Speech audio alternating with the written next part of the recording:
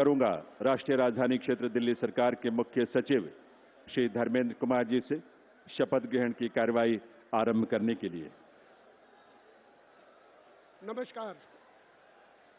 मैं माननीय उपराज्यपाल महोदय से अनुरोध करता हूं कि वह मुझे शपथ ग्रहण समारोह को आरंभ करने की अनुमति प्रदान करें।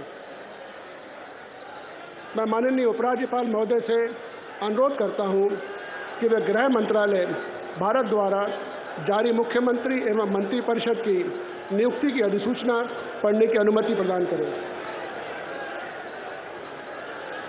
गृह मंत्रालय अधिसूचना नई दिल्ली 20 फरवरी 2025 का 891 श्रीमती राष्ट्रपति श्रीमती रेखा गुप्ता को उनके शपथ ग्रहण करने की तिथि से राष्ट्रीय राजधानी क्षेत्र दिल्ली के मुख्यमंत्री के रूप में नियुक्त करती हैं।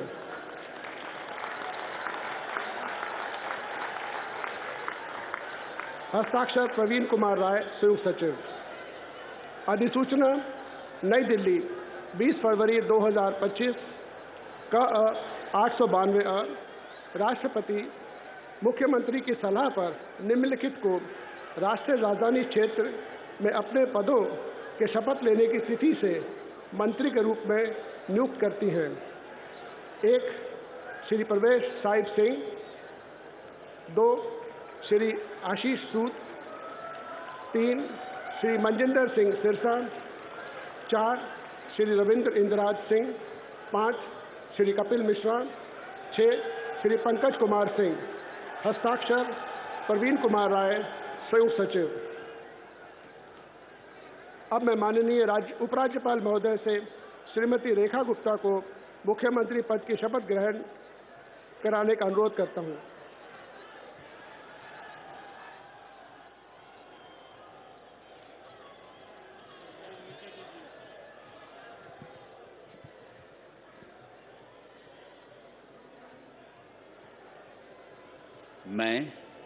मैं रेखा गुप्ता ईश्वर की शपथ लेती हूँ कि मैं विधि द्वारा स्थापित भारत के संविधान के प्रति सच्ची श्रद्धा और निष्ठा रखूँगी।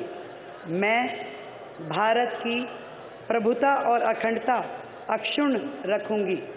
मैं मुख्यमंत्री के रूप में अपने कर्तव्यों का श्रद्धापूर्वक और शुद्ध अंतःकरण से निर्वहन करूँगी तथा मैं भय या पक्षपात, अनुराग या द्वेष के बिना सभी प्रकार के लोगों के प्रति संविधान और विधि के अनुसार न्याय करूंगी। मैं रेखा गुप्ता ईश्वर की शपथ लेती हूं कि जो विषय मुख्यमंत्री के रूप में मेरे विचार के लिए लाया जाएगा अथवा मुझे ज्ञात होगा, उसे किसी व्यक्ति या व्यक्तियों को तब के सिवाय जबकि ऐसे मुख्यमंत्री के रूप में अपने कर्तव्यों के समय निर्वहन के लिए ऐसा करना अपेक्षित हो, मैं प्रत्यक्ष या अप्रत्यक्ष रूप से संसूचित या प्रकट नहीं करूंगी।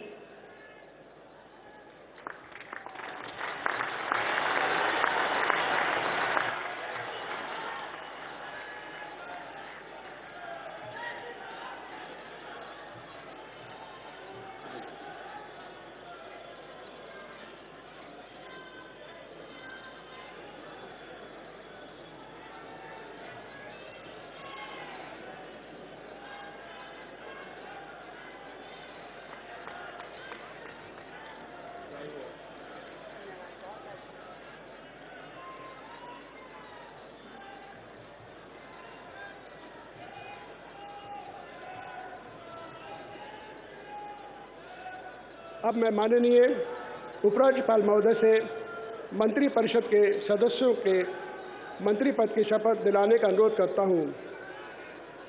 श्री प्रवेश साहिब सिंह,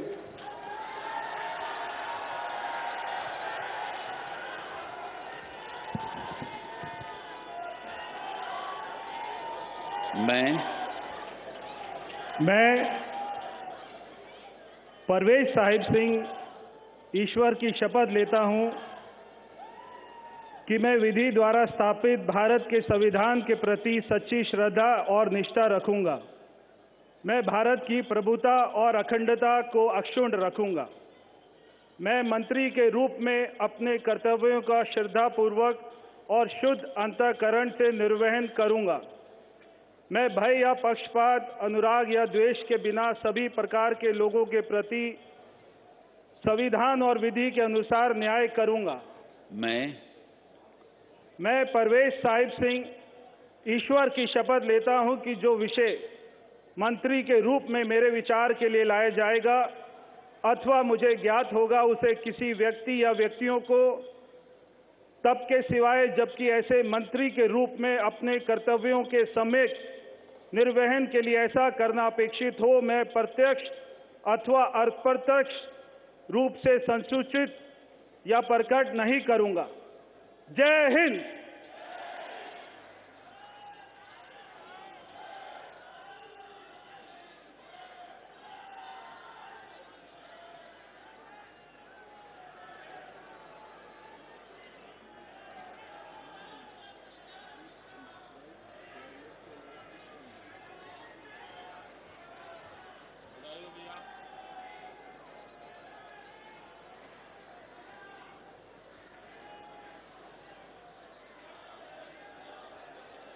श्री आशीष सूद।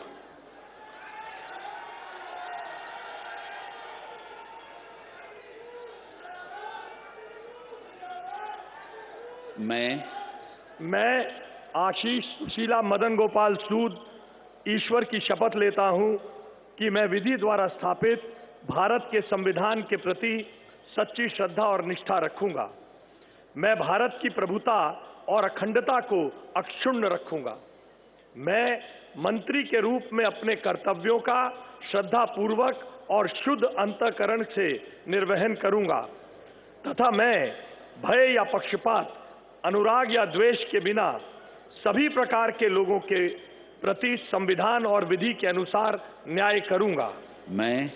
मैं आशीष सुशीला मदन गोपाल सूद ईश्वर की शपथ लेता हूं कि जो विषय मंत्री के रूप में मेरे विचार के लिए लाया जाएगा अथवा मुझे ज्ञात होगा, उसे किसी व्यक्ति या व्यक्तियों को तब के सिवाय जबकि ऐसे मंत्री के रूप में अपने कर्तव्यों के सम्यक निर्वहन के लिए ऐसा करना अपेक्षित हो, मैं प्रत्यक्ष अथवा अप्रत्यक्ष रूप से संसूचित या प्रकट नहीं करूंगा। भारत माता की जय।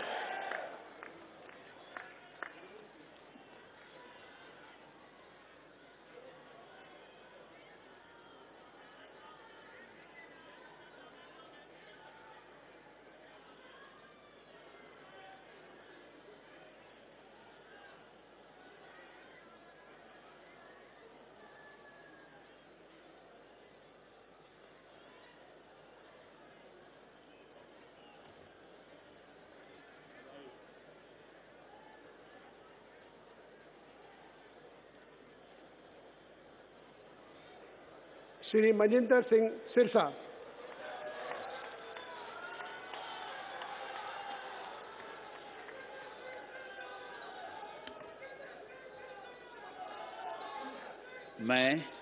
मैं मनजिंदर सिंह सिरसा परमात्मा ਦੀ ਸਹੁੰ ਚੁੱਕਦਾ ਹਾਂ ਕਿ ਕਾਨੂੰਨ ਵੱਲੋਂ ਸਥਾਪਿਤ ਭਾਰਤ ਦੇ ਸੰਵਿਧਾਨ ਲਈ ਸੱਚੀ ਸ਼ਰਧਾ ਅਤੇ ਵਫਾਦਾਰੀ ਰੱਖਾਂਗਾ। ਮੈਂ ਭਾਰਤ ਦੀ ਪ੍ਰਭੁਤਾ ਅਤੇ ਅਖੰਡਤਾ ਬਰਕਰਾਰ ਰੱਖਾਂਗਾ। ਮੈਂ ਮੰਤਰੀ ਦੇ ਰੂਪ ਵਿੱਚ ਆਪਣੇ ਕਾਰਜਾਂ ਦਾ ਨੈਤਿਕ ਤੌਰ ਤੇ ਸ਼ਰਧਾਪੂਰਵਕ ਜ਼ਿੰਮੇਵਾਰੀ ਨਿਭਾਉਂਦੇ ਅਤੇ ਮੈਂ ਡਰ, ਪੱਖਪਾਤ, ਵੈਰ, ਵਿਰੋਧ ਤੋਂ ਬਿਨਾਂ ਸਾਰੇ ਲੋਕਾਂ ਦੇ ਪ੍ਰਤੀ ਸੰਵਿਧਾਨ ਅਤੇ ਕਾਨੂੰਨ ਮੁਤਾਬਕ ਨਿਆਂ ਕਰਾਂਗਾ। ਮੈਂ ਮਨਜਿੰਦਰ ਸਿੰਘ ਸਿਰਸਾ ਪਰਮਾਤਮਾ ਦੀ ਸਹੁੰ ਚੁੱਕਦਾ ਹਾਂ ਕਿ ਜੋ ਵੀ ਵਿਸ਼ਾ ਮੰਤਰੀ ਦੇ ਰੂਪ ਵਿੱਚ ਮੇਰੇ ਵਿਚਾਰ ਅਧੀਨ ਲਿਆਂਦਾ ਜਾਏਗਾ ਜਾਂ ਮੈਨੂੰ ਪਤਾ ਹੋਏਗਾ, ਉਸ ਨੂੰ ਕਿਸੇ ਵਿਅਕਤੀ ਜਾਂ ਵਿਅਕਤੀਆਂ ਨੂੰ ਜਦੋਂ ਤੱਕ ਅਜਿਹਾ ਵਿਸ਼ਾ ਮੰਤਰੀ ਦੇ ਰੂਪ ਵਿੱਚ ਆਪਣੀਆਂ ਜ਼ਿੰਮੇਵਾਰੀਆਂ ਨਿਭਾਉਂਦੇ ਹੋਏ ਲਾਜ਼ਮੀ ਨਾ ਹੋਵੇ, ਮੈਂ ਸਿੱਧੇ ਜਾਂ ਅਸਿੱਧੇ ਰੂਪ ਵਿੱਚ ਕਿਸੇ ਨੂੰ ਦੱਸਾਂਗਾ ਨਹੀਂ ਅਤੇ ਨਾ ਹੀ ਪ੍ਰਗਟ ਕਰਾਂਗਾ। ਭਾਰਤ ਮਾਤਾ ਕੀ। ਵਾਹਿਗੁਰੂ ਜੀ ਕਾ ਖਾਲਸਾ, ਵਾਹਿਗੁਰੂ ਜੀ ਕੀ ਫਤਿਹ।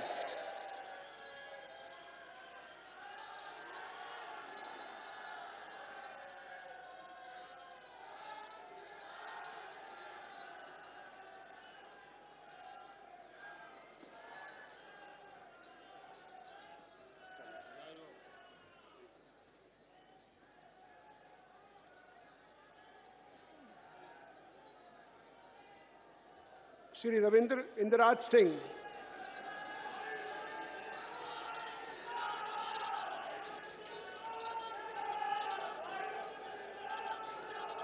मैं रविंद्र इंदिराज सिंह ईश्वर की शपथ लेता हूं कि मैं विधि द्वारा स्थापित भारत के संविधान के प्रति सच्ची श्रद्धा और निष्ठा रखूंगा।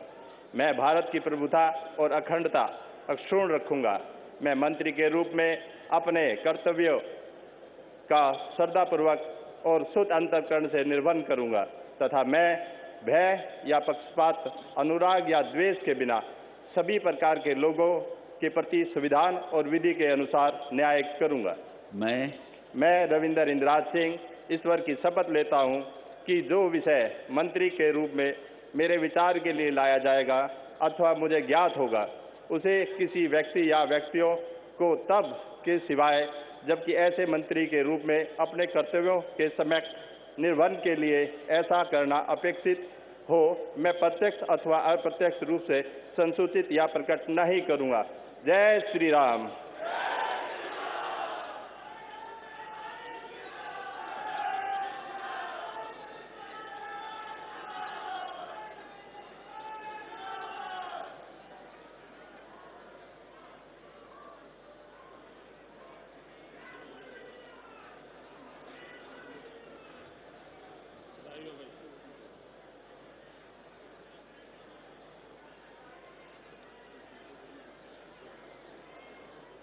श्री कपिल मिश्रा,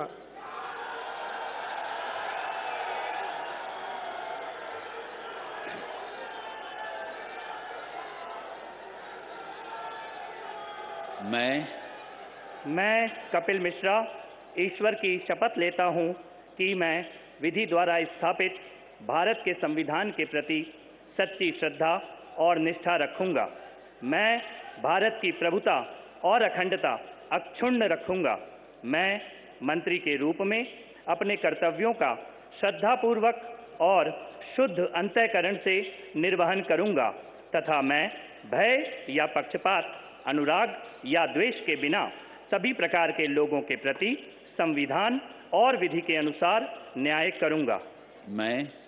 मैं कपिल मिश्रा ईश्वर की शपथ लेता हूं कि जो विषय मंत्री के रूप में मेरे विचार के लिए लाया जाएगा अथवा मुझे ज्ञात होगा, उसे किसी व्यक्ति या व्यक्तियों को तब के सिवाय जबकि ऐसे मंत्री के रूप में अपने कर्तव्यों के सम्यक निर्वहन के लिए ऐसा करना अपेक्षित हो, मैं प्रत्यक्ष अथवा अप्रत्यक्ष रूप से संसूचित या प्रकट नहीं करूंगा।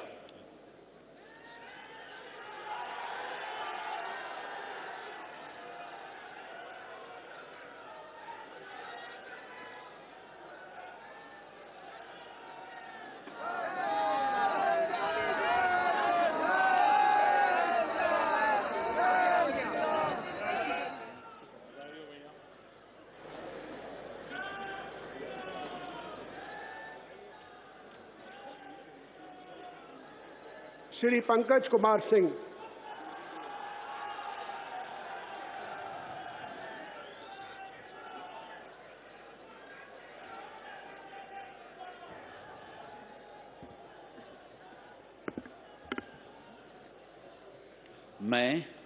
मैं डॉक्टर पंकज सिंह ईश्वर की शपथ लेता हूं, मैं विधि द्वारा स्थापित भारत के संविधान के प्रति सच्ची श्रद्धा और निष्ठा रखूंगा।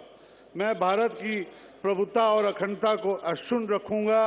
मैं मंत्री के रूप में अपने कर्तव्यों का श्रद्धापूर्वक शुद्ध अंतःकरण से निर्वहन करूंगा तथा मैं भय या पक्षपात, अनुराग या द्वेष के बिना सभी प्रकार के लोगों के बीच संविधान और विधि के अनुसार न्याय करूंगा।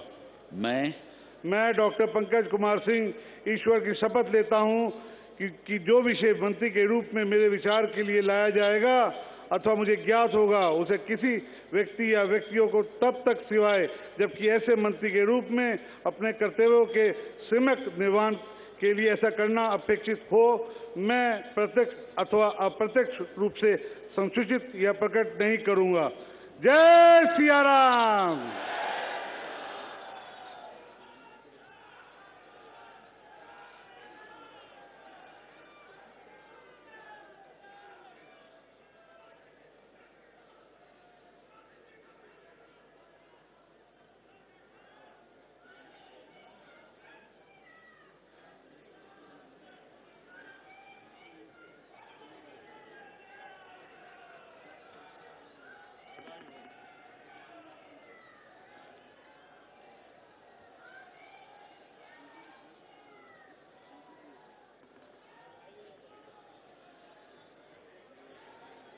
अब मैं माननीय उपराज्यपाल महोदय से समारोह के समापन की अनुमति चाहता हूं।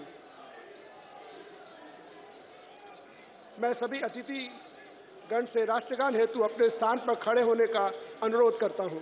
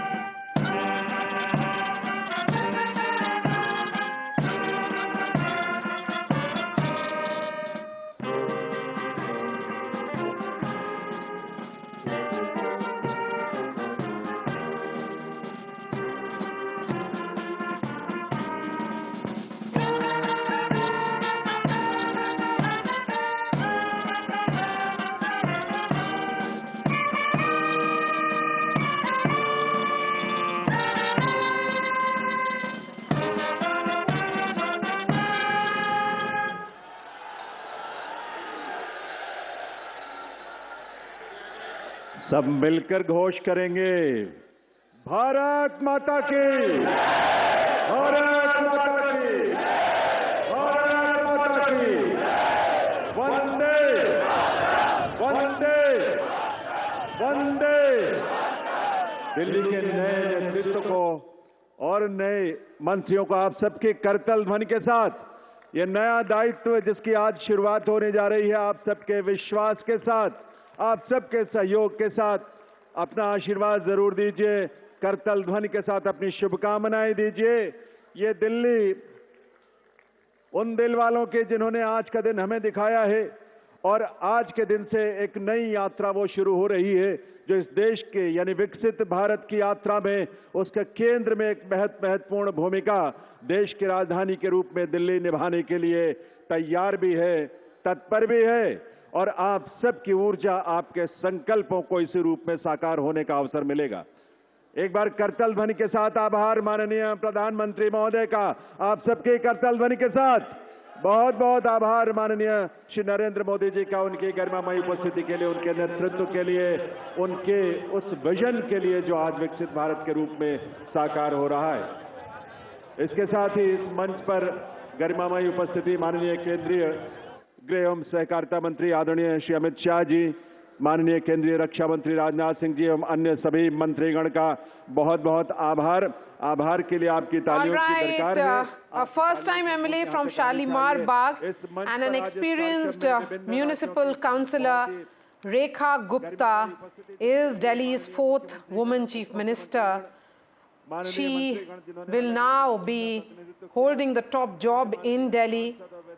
It's a return of power for the BJP after 3 decades, and hence Rekha Gupta has a huge responsibility going ahead. A word on the Council of Ministers, the messaging to Purvanchalis cannot be missed. There are 2 Purvanchalis in this list of 6. The next big battleground for the BJP is the state of Bihar. Sajjan?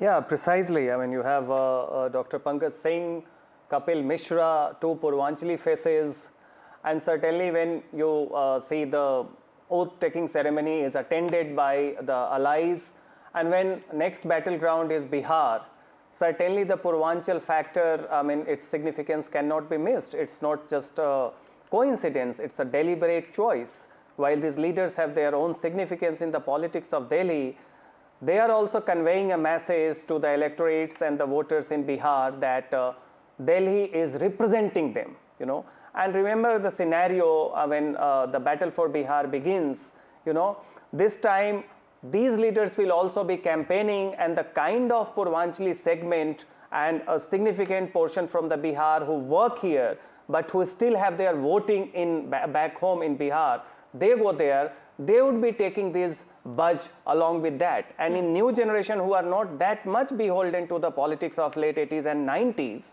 you know, the Mandal Kamandal, who are making their moves as per their relatedness, the leaders that they see, certainly it will add some traction. I am not Yes, sure about... I mean, if you have a Mohan Yadav in a state which is not predominantly Yadav-centric, like Madhya Pradesh. Less than 5% Yadavs are there. And that is going to impact the narrative in Uttar Pradesh and Bihar, where you have like Yadavs in almost like 15 to 20%. Yeah, that's a high percentage. But Advaita, we have the 4th woman chief minister in Rekha Gupta.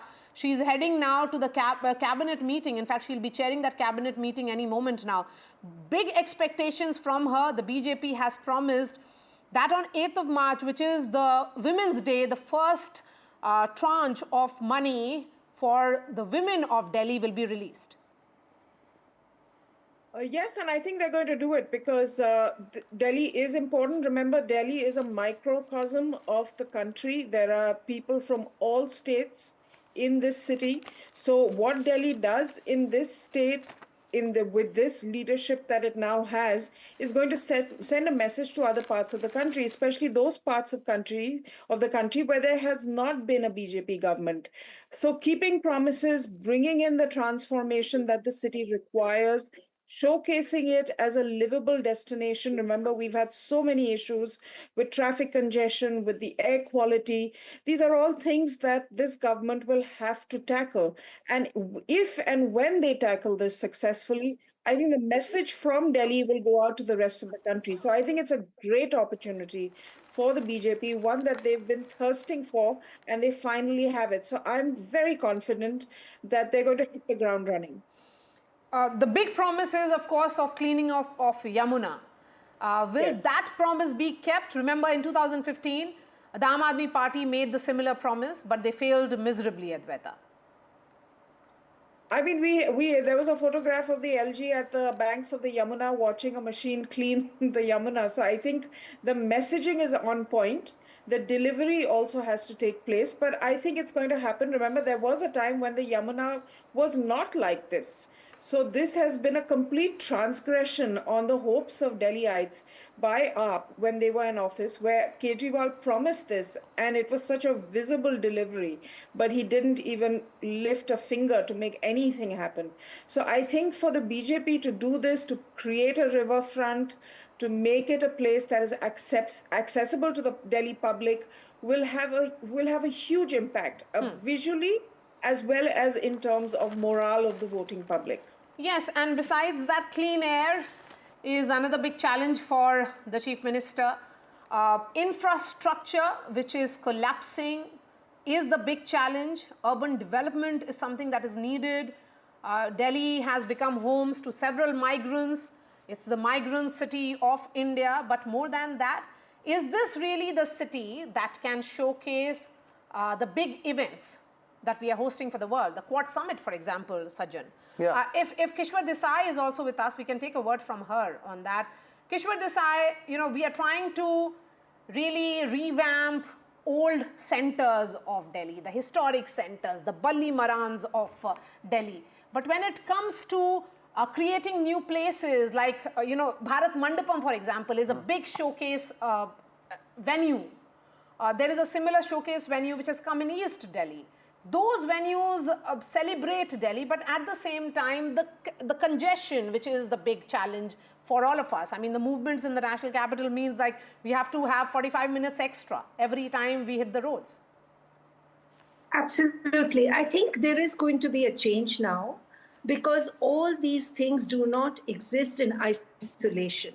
When we talk about clean air, we talk about pollution, we talk about other things, they are linked inextricably to the public transport that we use and what is happening on the roads of Delhi. So I agree with you completely that probably one of the first things that she's going to do is look at public transport, because that is also linked to security, that is also linked to many other issues, mobility of the working class. And like we have been discussing, that the last time this issue was taken up was during Sheila Dikshit's government, and we were very lucky that the metro came through, and of course the BJP government has been supporting that. But now they can do more. they can actually remove some of the congestion.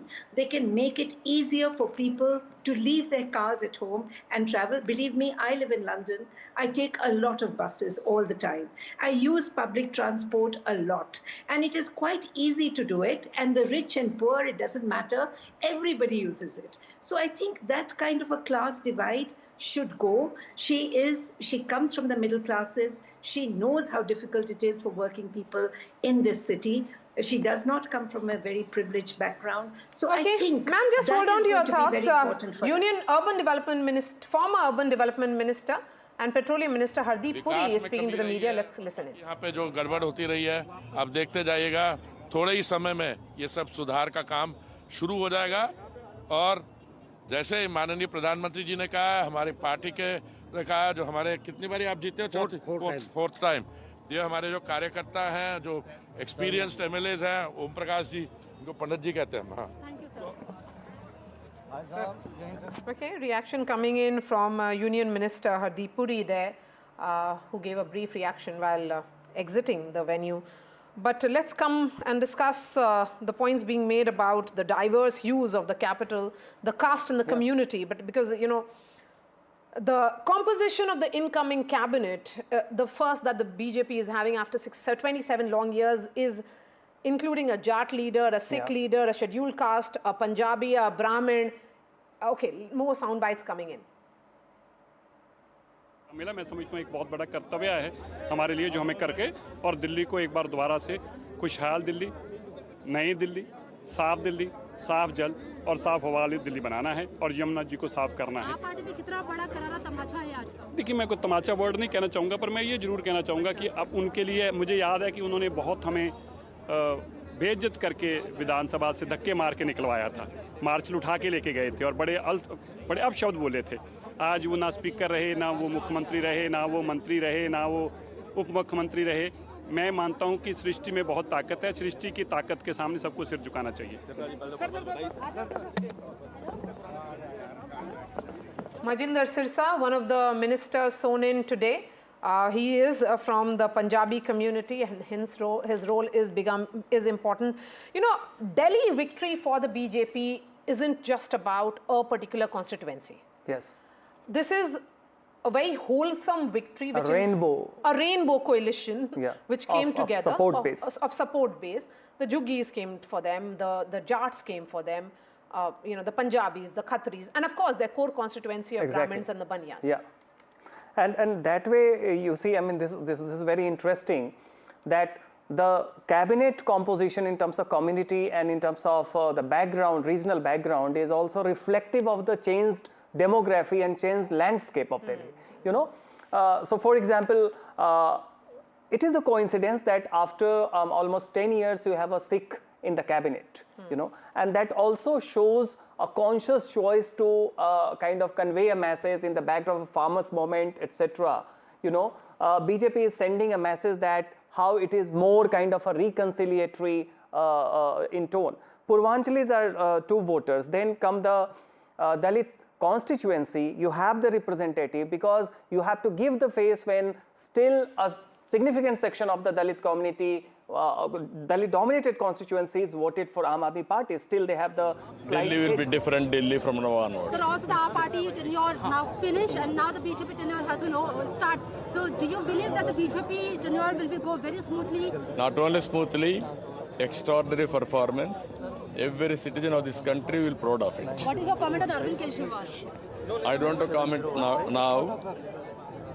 Today I am telling you, only wealth has to be created, development has to take place, then welfare and empowerment we have to do automatically. 27 years, BJP got the Delhi seat. So do you really excited? And from the woman, from the Rekha Gupta ji, she is a woman, and now she became the chief minister. No, we are very happy. Now new era is started in Delhi. Excellent development is going to take place. For the last 10 years, it didn't work well in Delhi. Now it is a new era. Thank you so much. So it's a new era is what Chandrababu Naidu says, an important alliance partner. You know, and there was this special gesture which was extended by the Prime Minister to Mr. Naidu, to Eknath Shinde, you know, Ajit Pawar. So he realizes that when it is about that rainbow of NDA partners, the bigger umbrella under which all these parties have come in, the messaging has to be right, the optics have to be right. And it is being reciprocated, you know, by the allies also. And more than that, what is important about besides the representativeness of the cabinet, you know, in terms of the demography, caste, community, regional background, etc. What is also important that this is the moment, and in the last, I mean, 1 decade, there has been an increasing unease among the residents in Delhi, that as if they are compelled to live here because of professional commitment. You know, the sense of ease in everyday life, that you enjoy your city. You go to the, I mean, other metropolitan areas, say for example, Bangalore, even Hyderabad, Mumbai, Pune, you know, there is a sense of ease, people enjoy. In Delhi, the kind of pollution, the traffic congestion, the sort of inundation of areas during the monsoon, etc., it has given a sense that what has happened to the ease in the everyday life of the residents in Delhi. And that is why this is the time to create an infrastructural landscape which gives people a sense of enjoying their everyday life. You know, you go to Ahmedabad, you have a riverfront on Sabarmati, you have walking kind of entire lanes, and this is something which has been planned since late 1990s. I remember when Jagmohan was the urban development minister in NDA 1 government. You know, at that time there was a plan to create a riverfront wherein people could go, enjoy. So the public access places. This is something wherein you need a paradigm shift. It's not just about changing, bringing some degree of changes. It is about the directionality, the paradigm, the quantum jump that is needed. And overall marker will be the subjective sense of people's ease of living in Delhi. You know, we talk about ease of doing business. It is also about ease of living. Ease of living. Yes. You know, I mean, living in the national capital is such a task. You go outside and feel, oh, what a relief. What a relief. We have left Delhi. Kishwar Desai, as a Delhiite, do you lament the drudgery which one has to go through? Oh, absolutely. But I just want to say one thing about the ministers that were being sworn in. It was such a delight because I'm a Punjabi. So I was so delighted to hear the Punjabi that Mr. Sirsa spoke. And I think in there was also a subtle message being sent to the people in Punjab, where I belong, and where we are really, again, lamenting what is happening in that state. So, you know, there are aspirational people who live there as well, who would like to see that some of the changes that we hopefully will see in Delhi will also come into the cities of Punjab, into the rural areas of Punjab, and why not? Because if the government is determined, if the government moves forward with the right kind of mandate, as it has got here now, then I think, and I also want to add one thing about Rekha Gupta herself. You know, one more point is that, you know, we are talking about 1/3 majority of women in parliament. Now, I mean, the introduction of 1/3 women in parliament, it is people like her that will encourage other women to step forward, because her career has been one of hard work. Yes. And therefore, I think we will all see it being reflected in what she does next. Yes, there is absolutely. Going to be all eyes will be on Rekha Gupta, what she does next, what will be her first move also as the Chief Minister, what is the big decision this cabinet will be taking. All eyes will be on Rekha Gupta and 6 others who have been sworn in. So Kishwar Desai and Sajjan Kumar, pleasure that you could give us time here on NDTV. We are slipping into a short break. This remains our top focus. Lots more news on the new Council of Ministers that have been sworn in for Delhi. The BJP has got power in Delhi after 3 decades. It's a special day for the Bharatiya Janata Party.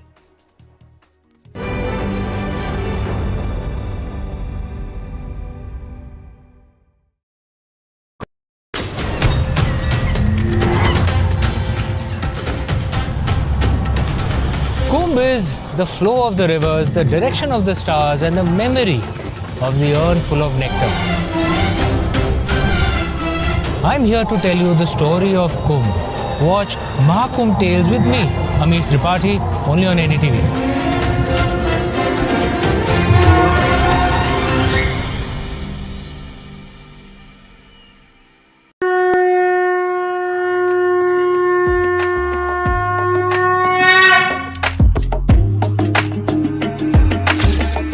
Mahakumbh, a festival of faith, the world's biggest spiritual festival, the divine dip at the spiritual Sangam, a sacred confluence of faith, culture and heritage.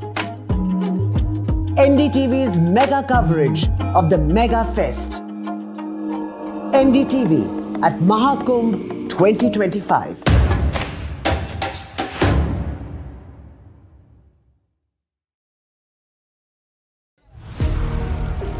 Big Budget Day. Big newsmakers on NDTV. Top ministers and opposition leaders. ये by the people, of the people and for the people budget. It is a fulfilling budget. This is a development budget. It's one of the finest budgets I've ever seen. More than a bold move, it is a clever move. NDTV, always the first choice of newsmakers. NDTV keeps you ahead.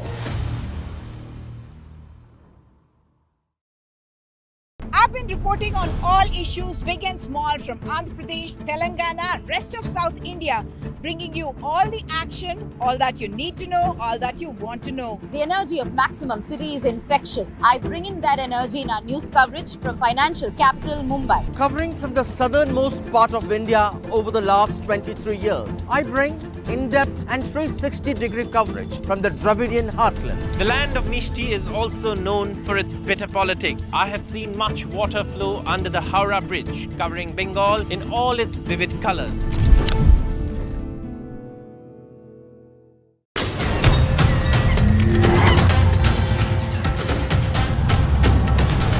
Kumbh is the flow of the rivers, the direction of the stars, and the memory of the urn full of nectar.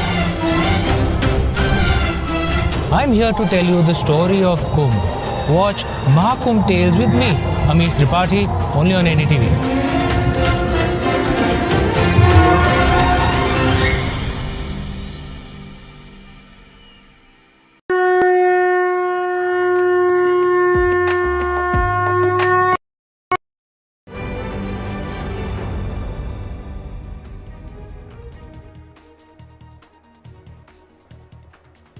Rekha Gupta takes oath as Delhi Chief Minister. Fourth woman Chief Minister of the National Capital speaks to NDTV, says will ensure big Delhi overhaul.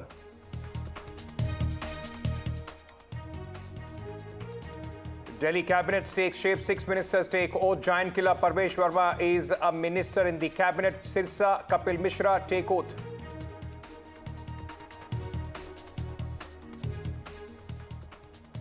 NDA show of strength in the national capital. BJP ends drought after nearly 3 decades. Prime Minister Modi, Amit Shah share stage with NDA leaders, chief ministers, deputy chief ministers, all present at the oath-taking ceremony. Lokayukta to file closure report in the Muda scam in Karnataka. BJP fumes at Karnataka Lokayukta's probe, says probe by and for Siddaramaiah.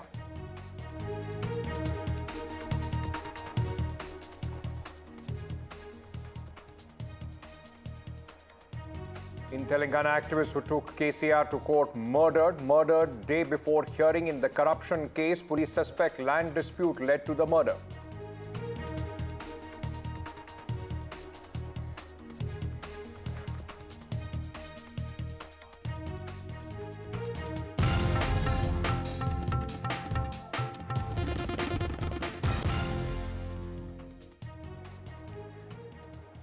Good afternoon and welcome to NDTV. I am Ankit Tyagi. Big day for the Bharatiya Janata Party in the national capital, getting a chief minister after 27 years. And the last time the BJP was in power, it was Sushma Swaraj in 1998 who was the chief minister, and this time in 2025 coming back to power once again, a woman at the helm of the affairs in the national capital. Rekha Gupta took oath today as the chief minister of Delhi. And the BJP at this moment, ladies and gentlemen, is riding high after the victories in Maharashtra, before that Haryana, and now the national capital. It was a show of massive strength by the NDA, led by Prime Minister Narendra Modi. Rekha Gupta, remember, is the first time BJP MLA, but has been a long, BJP, RSS activist worker. She is the 4th woman chief minister of the national capital and BJP's only woman chief minister across all the states that BJP and NDA is in par. As I said, there were massive show of strength. All NDA chief ministers, deputy chief ministers, all present at this stage. The cabinet also took oath today, but let me very quickly first go across to my colleague Shreya, who is joining us with more details at this moment. Shreya, massive show of strength by the BJP, the only woman NDA chief minister across the country, and it was celebrated. And celebrated how?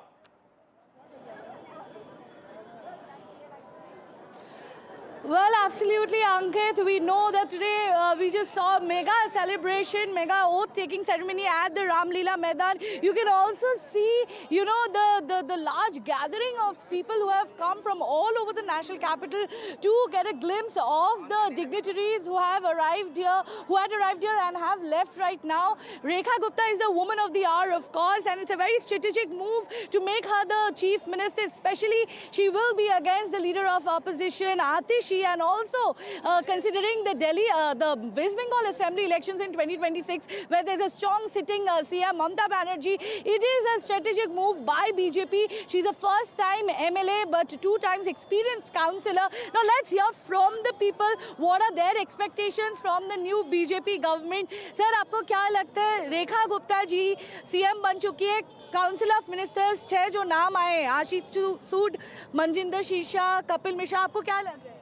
ये एकदम दिल्ली के जो जनसंख्या का तरीका है, जो यहाँ पर डेमोग्राफी जनसंख्या की, उसके अनुसार एकदम परफेक्ट एकदम कॉम्बिनेशन है जो भारतीय जनता पार्टी ने इनका जिन्होंने रेखा गुप्ता के रूप में मुख्यमंत्री रूप में शपथ ली है, तो उनका जो कैबिनेट है ना, वो जनता के सभी वर्गों का प्रतिनिधित्व करता है. Definitely the cabinet ministers definitely reflect the social fabric of Delhi, of the national capital.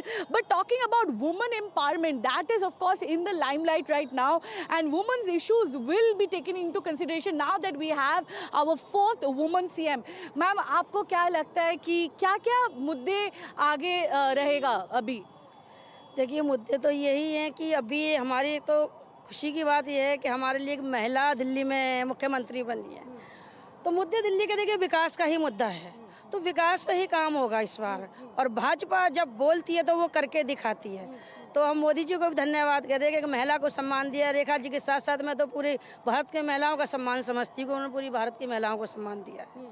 Of course, there are issues of women's safety and more job creation for women that will be highlighted now more than ever. But let's get talking to other people also. Sir, आपको क्या लग रहा है? बहुत अच्छा लग रहा है. आप अंदर गए थे, कैसा लगा माहौल? अंदर बहुत अच्छा माहौल है, सभी में बहुत उत्साह है और काफ़ी प्रसन्न है कि एक नए युग का सूत्रपात आज हो रहा है, जिससे कि 27 साल बाद तो ये सरकार बन रही है और 32 साल बाद ये शपथ ग्रहण समारोह आज हुआ. इसमें लोग बहुत उत्साही हैं और सभी को लगता है कि दिल्ली का जो विकास जो रुका हुआ था, वो विकास की पटरी बहुत तेजी से भागेगी, क्योंकि अब डबल नहीं ट्रिपल इंजन की सरकार दिल्ली में होगी. ट्रिपल इंजन का सरकार आप क्यों बता रहे हो? क्योंकि एमसीडी इलेक्शन है अप्रैल में, इसीलिए एमसीडी में भी भारतीय जनता पार्टी सरकार बनेगी और जो दिल्ली का विकास रुका हुआ था वो बहुत तेजी से आगे दौड़ेगा. छुटकारा मिलेगा दिल्ली में, बहानेबाजी छुटकारा मिलेगा कि मुझे एलजी कुछ नहीं करने दे रहे, ये कुछ नहीं करने दे रहे. ये डबल इंजन की सरकार कह रही है, ट्रिपल इंजन की सरकार होगी.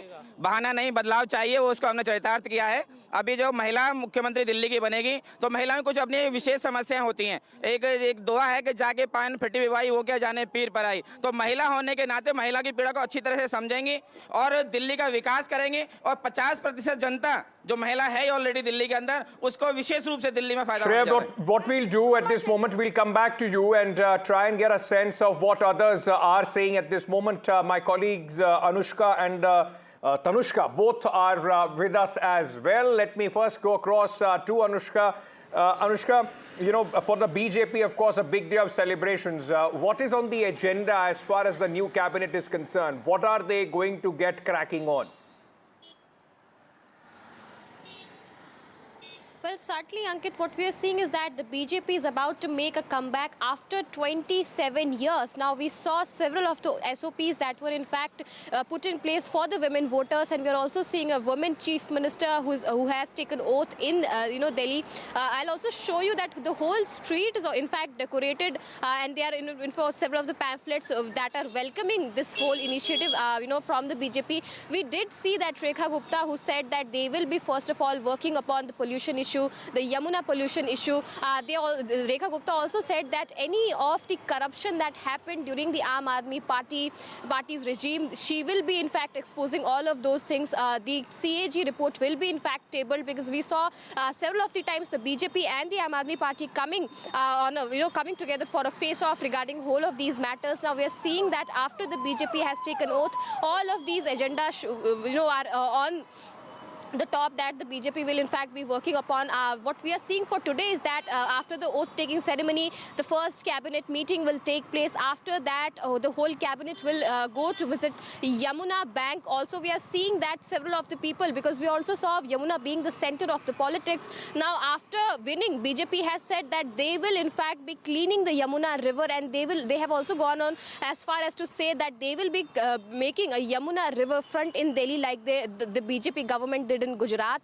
We're also seeing several of the people quite excited about the fact that now, because we are seeing that Delhi has a habit of experimenting, and this is the first chief minister after 27 years from BJP, who's also a female face, is in fact promising to people that they will be in fact be working for the betterment of the society. We did manage to talk to several of the BJP leader, be it Yogendra Chandolia, be it Satish Upadhyay, be it several of the other leaders, who said that they are in fact quite happy that a women's face has been given the opportunity, and they will be in fact working, because the BJP's agenda was not just making promises, but the BJP is known to take sankalp, and after the formation of the first cabinet, they will be working on all of these issues. Absolutely. We also saw the issues revolving around the Sheesh Mahal.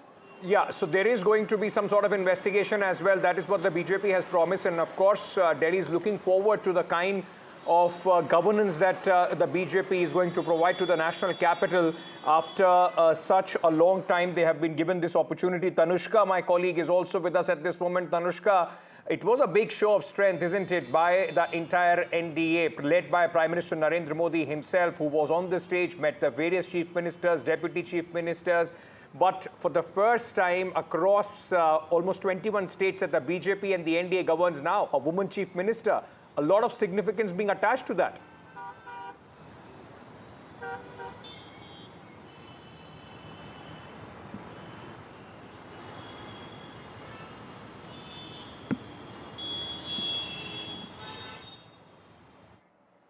Okay, I think we have lost that connection with my colleague Tanushka. We'll go back to her in just a short. Tanushka, you can hear me? Go ahead, go ahead.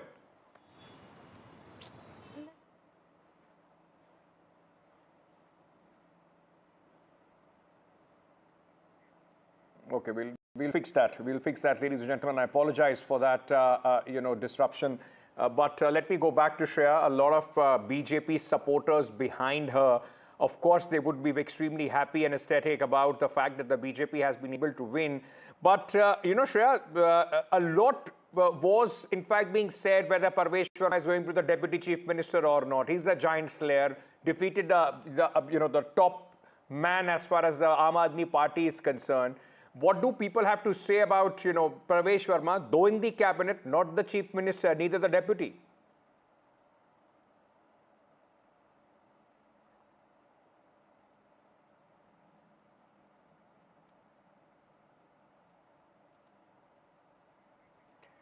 Okay, I apologize, ladies and gentlemen.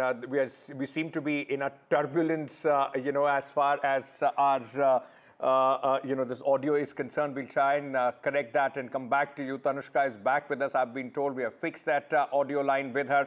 Tanushka, I was asking you earlier that, a big show of strength by the NDA as well. Big messaging as well with the woman chief minister. Precisely, Ankit, in this sort of a decision also brings back, their entire election campaign focus on women voters. We also heard from the Prime Minister during the election campaigns. Remember, he was doing these mega rallies across the capital along with other chief ministers of states as well, where he said in one such rally that on International Women's Day, that is March 8th, they will be launching the women's scheme in Delhi, which is, providing rupees 2,500 for women who qualify for this sort of provision for the scheme. And this is tabled for the first cabinet meeting as of now. So keeping that in tandem, and the women voters as well, the women voters have been higher in percentage this time round, and they have definitely, keeping all of this in mind, voted in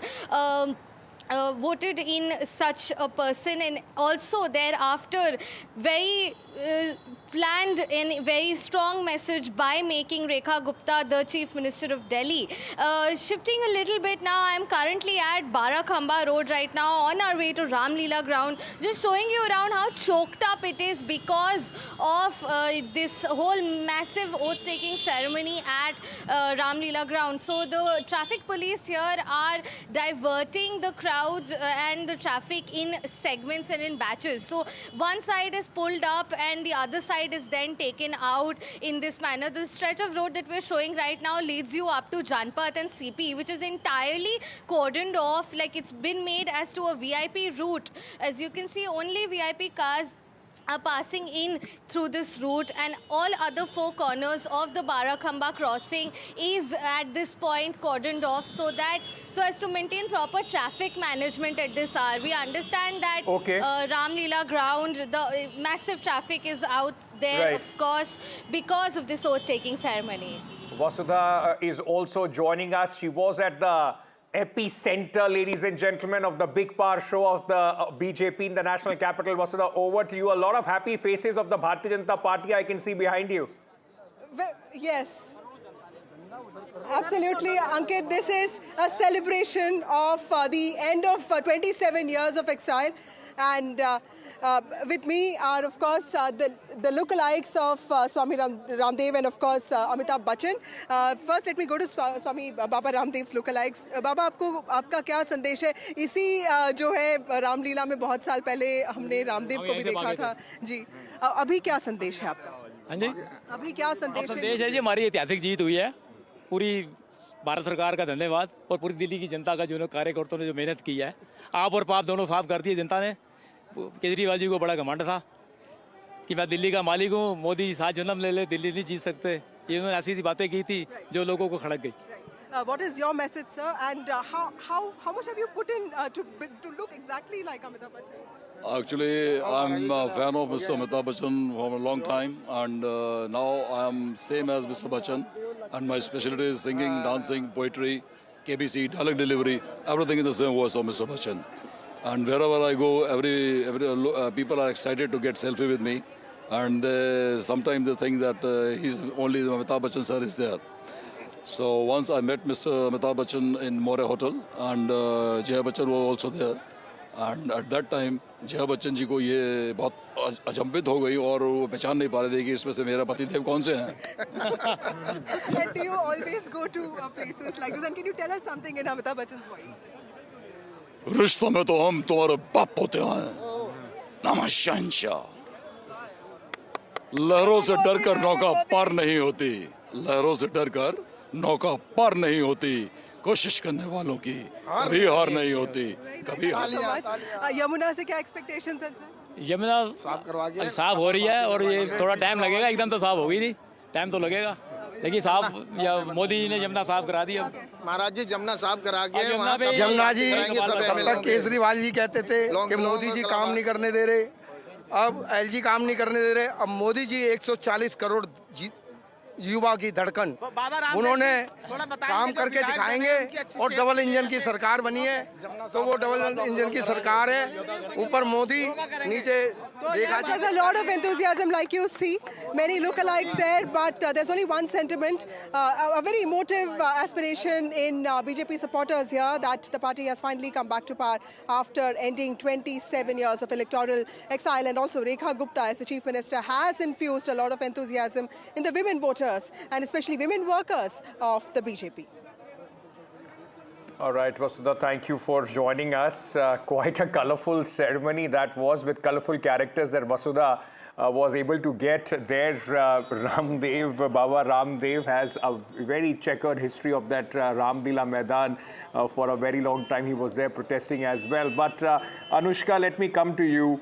What about the... Vasudha, before I let you go, let me ask you one very quick question. What about the... all right, I think all right, Vasudha, we have lost Vasudha. But Anushka, let me ask you this.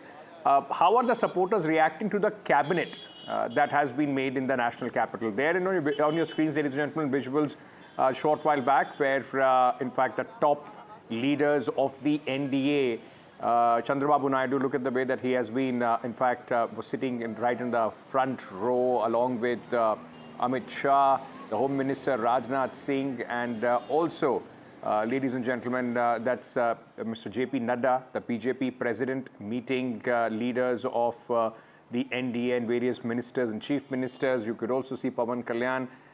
And Chandrababu Naidu sitting right there also sends across a very important message, isn't it? Because,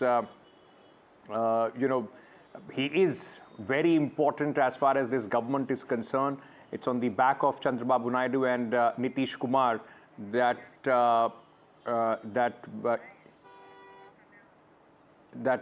we were getting all these, the NDA is comfortably in power as far as the centre is concerned. That's Pawan Kalyan, Deputy Chief Minister of Andhra Pradesh, speaking. Listen in. Still, there's a lot of time to go to Himalayas. Now, do your job. Sir, after 27 years in Delhi, BJP government is, what are you expecting? What do you have to say on it? Is a very historic success. It is that the trust quotient has really increased in Modi ji's leadership. And BJP and NDA under the leadership of Modi ji could reach out to nook and corner of our nation. But finally, I think capturing power here is a very significant thing and it's a very historic achievement. Thank you. All right, that was Pawan Kalyan, Deputy Chief Minister of Andhra Pradesh. In fact, speaking, he was of course on the stage at this oath-taking ceremony of the Bharatiya Janata Party, fourth BJP Chief Minister in the national capital. It wasn't the first time when the BJP first won, ladies and gentlemen, 1993. Between 1993 and 1998, BJP had to change 3 chief ministers, from Madhalal Khurana to Sahib Singh Barma, and then it was Sushma Swaraj. And interestingly, all these 3 chief ministers, their children at this moment at a very pivotal role as far as Delhi politics is concerned. Madhalal Khurana's son, Harish Khurana, won the election from the Moti Nagar constituency in the national capital.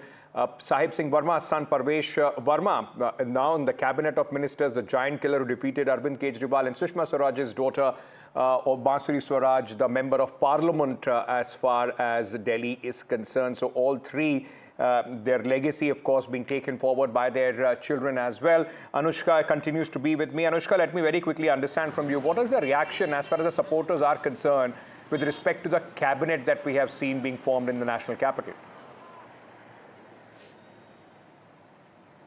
That's right, Ankit. What we are learning and understanding from the supporters while we talk to them is that they have said that this cabinet is a equal, reflection of the demographics of the Delhi. Every person from each and every, category has been in fact given a chance to take place at the cabinet. We are seeing the likes of Pravesh Verma. We are seeing, Ashish Sood. Every one of them has been in fact given up an opportunity to serve in the, cabinet this time around.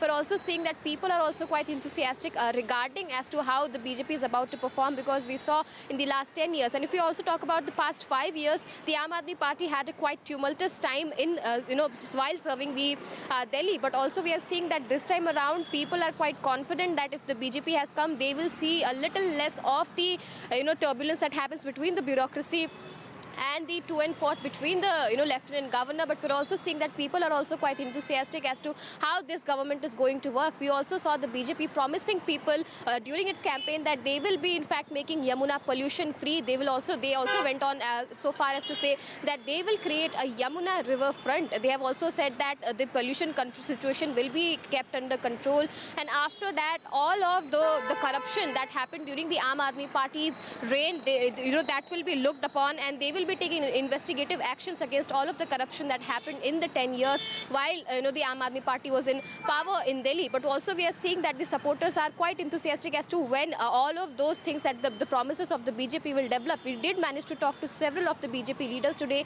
and they have said that within 6 months the work of the BJP will start showing in the ground, and that already the works have started. The cleaning of Yamuna, if we talk about that, we saw the Lieutenant Governor of Delhi tweeting about all the measures that has been in fact started at the Yamuna river. We're also seeing several of the supporters in fact saying that this time around they are quite confident that the BJP is here to work. We did see that that Delhi has gotten a female chief minister. We saw several of the SOPs revolving around women. We also saw BJP's active participation in women empowerment this time around, where we see Rekha Gupta was elected as the chief minister. Now, if we talk about Rekha Gupta also, she also had, Right, I'm just going to come back to you, Anushka. Just hold on to that thought. Let me also bring in at this moment Zainab Sikandar, political analyst and columnist, who's joining us at this moment. Neerja Chaudhary, senior journalist, author, is also with us. Ladies, thank you, of course. A day marks the chief minister being a woman at this point of time. All my colleagues on the ground are my women colleagues, in the reporting team. And then, of course, it befits two women panelists here on the show at this moment. Thank you for joining me. Neerja ji, let me ask you this.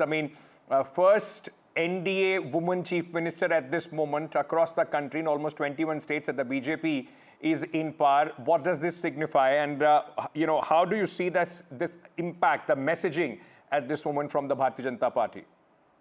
Very rich in optics. You're right. It's the only woman NDA chief minister. Delhi has been known for setting trends. So we hope there'll be many more women CMs of NDA governments. But that apart, of course, in the country today, there's Mamata Banerjee and Rekha Gupta now.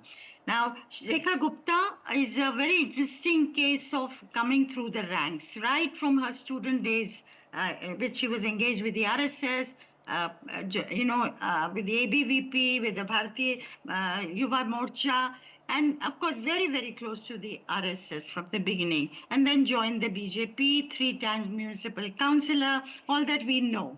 But today, she doesn't have administrative experience, so to speak. So she's a one-time MLA, and the Bharatiya Janata Party has taken you can say, a risk, because she will have to deal with the big daddies of the BJP in Delhi. There's very, very senior people around. She'll have to take them along.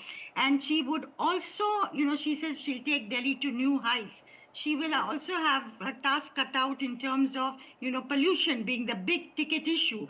Air pollution as well as Yamuna pollution. It'll be easier to do an embankment of the kind that exists with Sabarmati, but to actually clean up the Yamuna water, actually deal with the pollution for 3 months every year, that is going to be a major, major thing. But, women often have been known to be, and women politicians also have been known to be more hardworking, more conscientious. So all eyes today are on Rekha Gupta, maybe a new star on the political firmament. Delhi will certainly look at her, but the rest of India is also looking at what she will do in the coming days and months. All right, let me also tell you these visuals which are coming in of the Bharatiya Janata Party celebration. That's Rajnath Singh, the Raksha Mantri, meeting the newly inducted cabinet as far as Delhi is concerned. But Zainab, what about Parvesh Verma, giant killer? Everybody was hoping that he is going to, in fact, be the chief minister, or at least that was the bets which were going around as far as the media and the circles are concerned. Being inducted in the cabinet, of course, being rewarded for the hard work that he has done, but not the deputy chief minister. Does that, in a way, what Neerja was saying, that Rekha Gupta would have to take along a lot of people, those who possibly have more administrative experience in that sense, have held more posts like MPs and have been more high profile in a sense? I completely agree with Neerja ji that Rekha Gupta ji will have a task cut out for herself in keeping, her house in order. She'll have to keep the entire BJP Delhi, machinery, well oiled and keep everyone happy. But there is a huge thing that also factors in here, which is the big headquarters of BJP that has ensured that Rekha Gupta ji has taken this leadership role. The support that she has from RSS and the headquarters of BJP will, I think, douse any fires that could have ignited within the BJP Delhi state unit. I also would like to say that not only Parvesh Sharma ji is a big name, in the name of contenders. There was Vijender Gupta ji. This is his hat-trick win, in assembly elections, and he defeated Aam Aadmi Party in the heyday of Aam Aadmi Party in the last 2 terms. So Vijender Gupta ji was very big. Sood Saab was very big. There were big names all throughout. So Rekha Gupta ji has a lot of good team players to work with. She just has to know how to take them along and make them important in this, game of politics. But I feel because she was backed by the Sangh and, Modi ji and Amit Shah ji have proposed her name, she has all the support. And remember, Bharatiya Janata Party is a very well-oiled machine. The reason that they see so much success is because their organizational structure so far is foolproof. Right. They really respect their hierarchies, and I don't think nobody will try and override and step on shoes, because I know that that will be the end of their career in the current scenario and hierarchical structure of BJP. So I don't think anybody will have the guts to, have, too much of a problem with Rekha Gupta ji. I think she will do well. That's Mr. Manjinder Singh Sirsa, newly minted minister in the cabinet of Delhi, arriving. I think this is the Council of Ministers, the chief ministers in the Council of Ministers, the meeting which is taking place at the Imperial Hotel, where all the senior leaders of the BJP, the various chief ministers of the NDA are also meeting. But take a look, that's Mr. Sirsa. Quite a character, Mr. Sirsa, colorful character, if I may add. In fact, in the politics of Delhi, has been here for a very long time.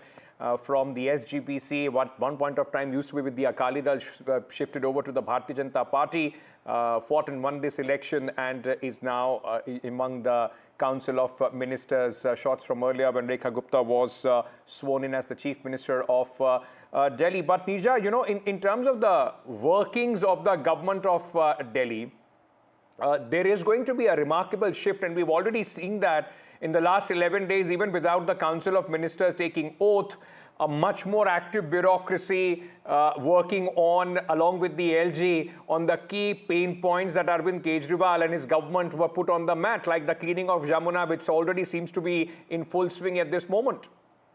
It'll be very interesting, the LG's role. The LG played a very adversarial role with the Aam Aadmi Party.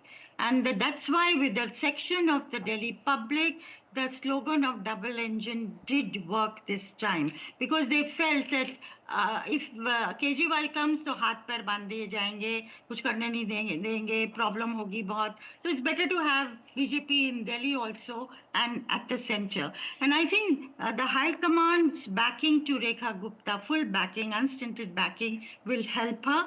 So the central government is going to be cooperative. The LG, the question in my mind is, will this LG continue or will they bring in another LG?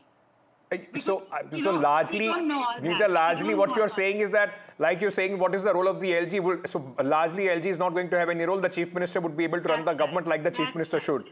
That's right. May have a role, LG, a tokenistic role. Therefore, do you need this LG or you use him elsewhere and bring in some? I don't know how they're going to be reacting, but those are questions that hang out there. But it'll be a very different kind of functioning of the government this time than was the case with the Aam Aadmi Party government. Zainab, a very interesting thing about Delhi always been that the party, and BJP was for almost 24 years, the party which ruled the MCD seldom had the opportunity to be at the center, at the Chief Minister's chair in the national capital. When BJP was in the MCD, it was Sheila Dikshit, and for 8 years, Arvind Kejriwal, right up to this, 2 years back, till the time Aam Aadmi Party won the election and they've lost the city of Delhi. That is the third wheel as far as the governance of Delhi is concerned? Centre, Delhi government and the MCD. At this moment, it is with the Aam Aadmi Party. Do you see that as an impediment for, like it was for the Aam Aadmi Party for the majority of their tenure? I'm hoping not, and I don't think Aam Aadmi Party will take the risk, to do a bad job in the MCD, because for the longest time they were crying about all the dirt on Delhi streets, on the garbage and this and that. And once they came into power, I've always said MCD was the last nail in the coffin for Aam Aadmi Party. When they won it, then they had no excuses left. So they had to perform. So they had to show people that, the things that we complained about BJP, now we are going to fix it. So, now that Aam Aadmi Party is in power in MCD, they have to do a good job. If they pose an impediment, it will be proving the point which BJP always made, that Aam Aadmi Party always believed in confrontational politics, and they were not really here for governance. They were more here for the natak and the drama. So I think if Aam Aadmi Party wants to be smart, they will do a good job in MCD. And anyway, the MCD elections are right around the corner. My hunch is that BJP will be back in power in the MCD, but let's see. So a triple engine Sarkar, as far as Yes. the BJP has been saying, that is from double engine, they will want to add another engine. And with all those engines, Nija, coming in together, are we expecting the face of the Delhi to change? Like Sheila Dikshit, during her tenure, when at the center also there was the Congress, the UPA government, a lot happened in Delhi. A lot of people said the face of the Delhi was changed. Are we now once again going to see a similar kind of action when it comes to the BJP? I think, I would suspect winning Delhi after 27 years gap, and Delhi being the second largest city in the world, Delhi having its, ripple effect all around Hindi heartland states all over the country.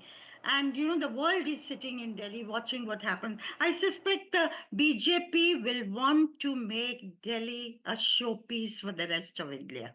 And to do that, it'll have to do this pollution. It'll have to do the big ticket thing. Not, it's easier to do, as I say, create an embankment on the river Yamuna. People come there in the evening, but to actually deal with the water problem, to provide clean water to the citizens of Delhi, the residents of Delhi, and to have a pollution-free winter every year for Delhi. Those are the things that are going to speak to the rest of India and to the world.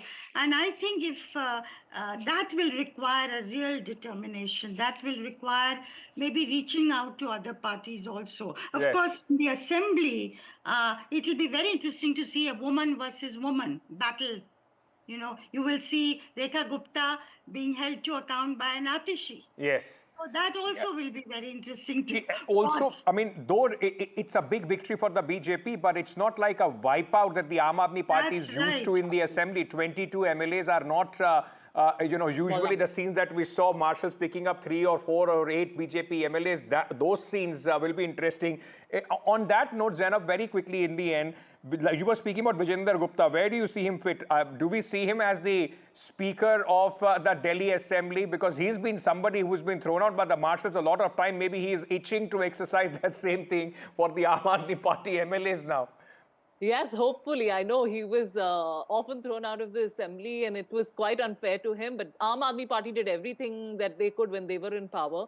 So I think now the Bharatiya Janata Party will really take on the reins and, prove that. And, you are right. The 22 number that is there in the Vidhan Sabha, the assembly, it's going to make a huge significance, which is also the reason why I think Rekha Gupta ji was picked as the chief minister, because she has such a clean slate behind her.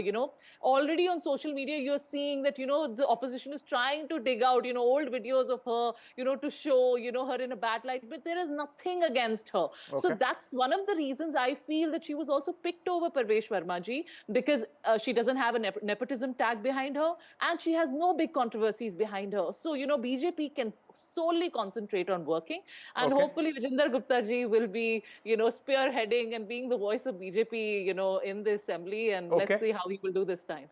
Nija, very quickly, just to conclude this, a word about the cabinet, then the pick for the cabinet. There is Parvesh Verma, Ashish Sood, and there is very interestingly Mr. Sirsa, Kapil Mishra as well, somebody who came from the Aam Aadmi Party. But, many of these people are seen as the hard-line Hindutva leaders along with Parvesh Verma and Kapil Mishra as well. Is there a messaging there as well?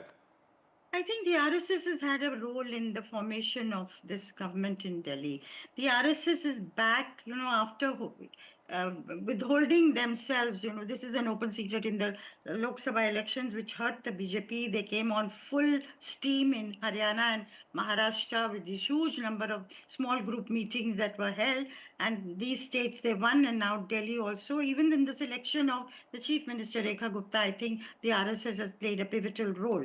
So even in the Hindutva followers being given importance, but it's not just the Hindutva part. They represent different communities of Delhi. It's character of Delhi that's being reflected in the cabinet. Prime Minister, I'm sorry, Neeraj, I'm just interrupting you here. The Prime Minister has tweeted after the oath-taking ceremony, and on X he has posted and said, "Congratulations to Shrimati Rekha Gupta ji on taking oath as Delhi's Chief Minister. She has risen from the grassroots, being active in campus politics, state organization, municipal administration, now MLA, as well as the Chief Minister.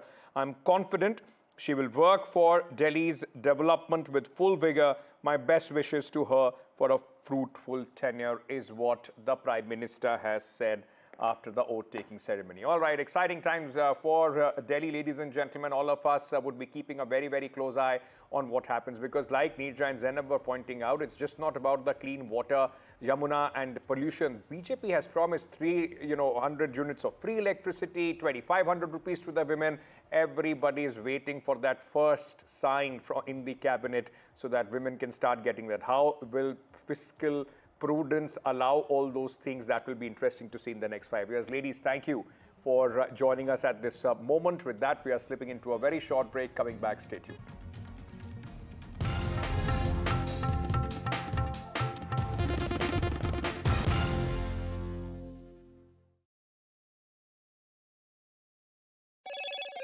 Hello, Moto. Motorola Edge 50 Pro, world's first AI-powered pro-grade camera.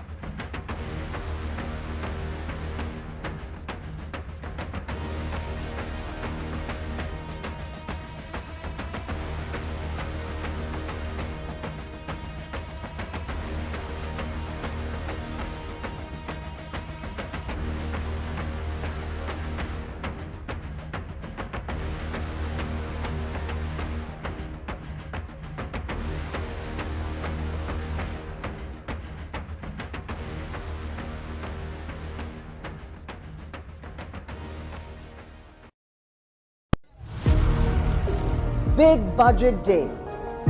Big newsmakers on NDTV. Top ministers and opposition leaders. ये by the people, of the people and for the people budget. It is a fulfilling budget. This is a development budget. It's one of the finest budgets I've ever seen. More than a bold move, it is a clever move. NDTV, always the first choice of newsmaker. NDTV keeps you ahead. I've been reporting on all issues big and small from Andhra Pradesh, Telangana, rest of South India, bringing you all the action, all that you need to know, all that you want to know. The energy of Maximum City is infectious. I bring in that energy in our news coverage from financial capital Mumbai. Covering from the southernmost part of India over the last 23 years, I bring in-depth and 360-degree coverage from the Dravidian heartland. The land of Mishti is also known for its bitter politics. I have seen much water flow under the Howrah Bridge, covering Bengal in all its vivid colors.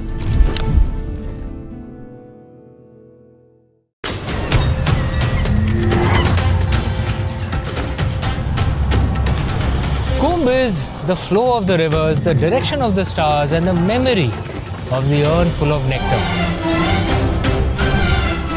I'm here to tell you the story of Kumbh. Watch Mahakumbh Tales with me, Amish Tripathi, only on NDTV.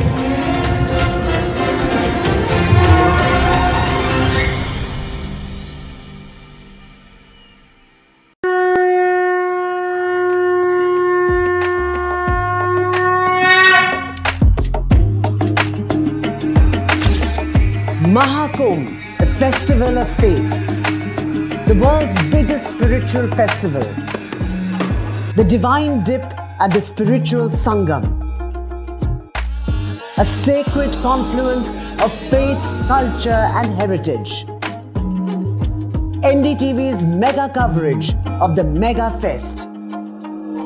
NDTV at Mahakumbh 2025.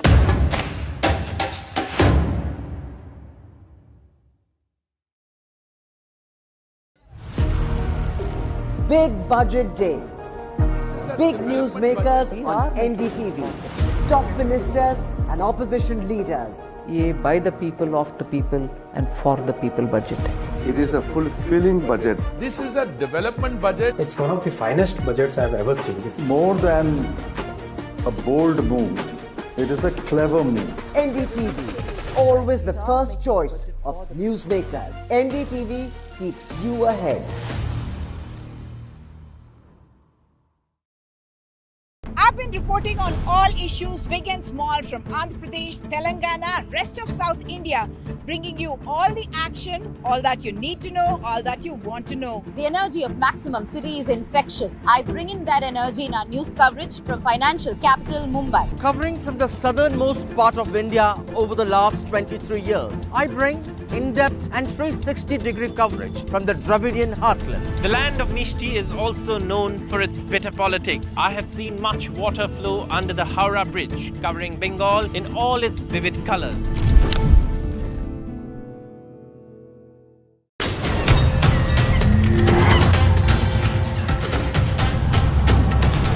Kumbh is the flow of the rivers, the direction of the stars, and the memory of the urn full of nectar. I'm here to tell you the story of Kumbh. Watch Mahakumbh Tales with me, Amish Tripathi, only on NDTV.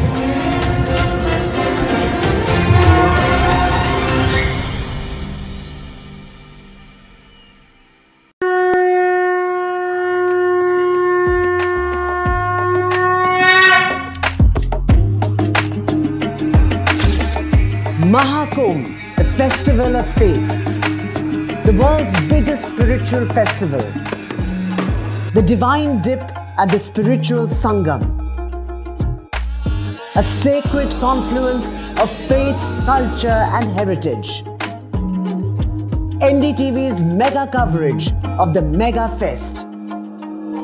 NDTV at Mahakumbh 2025.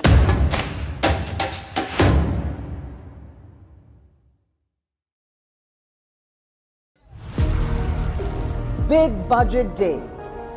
Big newsmakers on NDTV. Top ministers and opposition leaders. ये by the people, of the people and for the people budget. It is a fulfilling budget. This is a development budget. It's one of the finest budgets I've ever seen. It's more than a bold move. It is a clever move. NDTV, always the first choice of newsmaker. NDTV keeps you ahead. I've been reporting on all issues, big and small, from Andhra Pradesh, Telangana, rest of South India, bringing you all the action, all that you need to know, all that you want to know.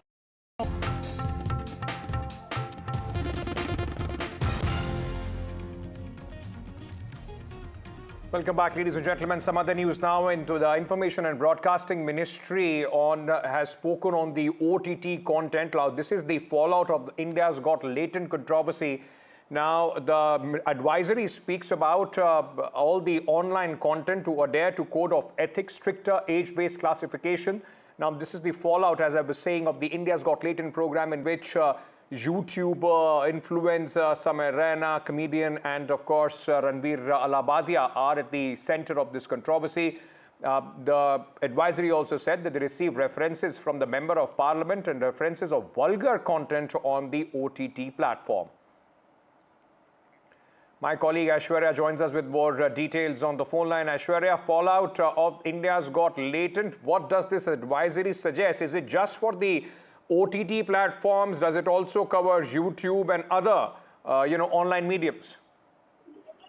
The ING Ministry had issued the advisory to the OTT platforms on content regulations, and this follows concerns raised by members of Parliament, statutory organizations, and the public regarding the presence of obscene, vulgar, and pornographic content on digital platforms. In this advisory, it has been clearly stated that the OTT platform should adhere with the rules and code of ethics under the IT Rules 2021. The advisory also clearly follows concerns raised by member of parliamentarians who had written to the IT ministry in the past. Member in the parliament as well, there were several members who raised this issue of OTT platforms to have some advisory or there should be some rules that should restrict putting content. It has been written in the advisory that and the advisory reminds the self-regulatory bodies to proactively oversee compliance with the code of ethics and legal provisions, including the Indecent Representation of Women Act 1986, the PNS, and the Protection of Child Sexual Offence, that is the POCSO Act as well. So clearly a strict advisory as far as the OTT platforms are concerned, and this clearly also states that the OTT platforms and the self-regulatory bodies should proactively oversee the compliance of code of ethics.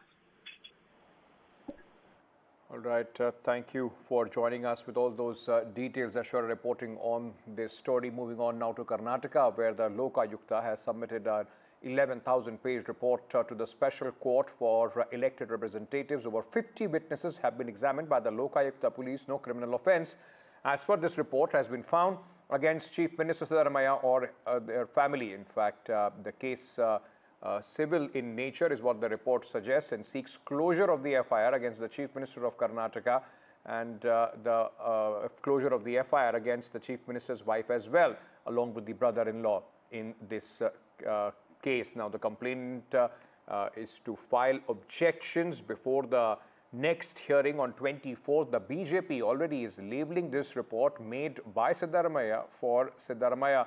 Let me go across to my colleague Nehal Kidwai, who's joining us with more details on this. A big relief for Siddaramaiah there. He will have a big sigh of relief. He was under pressure from within the party and from outside, Nehal. It is a big relief. It is difficult to say because the ED at the same time is probing the same alleged Muda scam, and ED has not given clean chit to Siddaramaiah.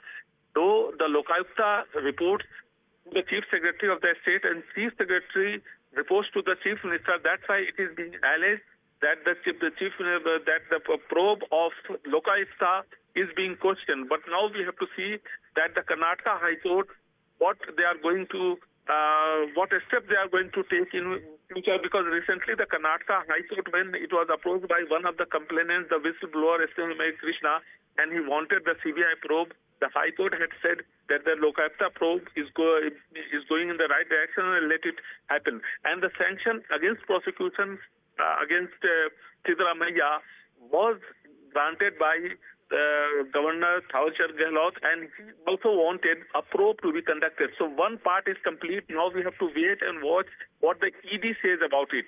ED has so far not questioned Siddaramaiah, nor did the ED grant any relief to Siddaramaiah. So the ED report will be crucial, but here, yes, relief is there for Siddaramaiah, but the final call has to be taken by now the ED. The Lokayukta has said that there is the lack of evidence is there, and in such a situation, it is not possible to carry forward the investigation and take it as a criminal case. Thank you, Nihal, for joining us with all those details. Moving from Karnataka to Telangana, where a man who had filed a petition against former Telangana Chief Minister K. Chandrasekhar Rao and others, accusing them of corruption in the construction of the Meri Gada barrage, was found brutally murdered. Now, 50-year-old Raja Lingamurthy was stabbed to death by unidentified assailants. He had earlier filed a complaint in October 2023 in the court seeking registration of FIR against KCR and others due to the structural irregularities of the barrage.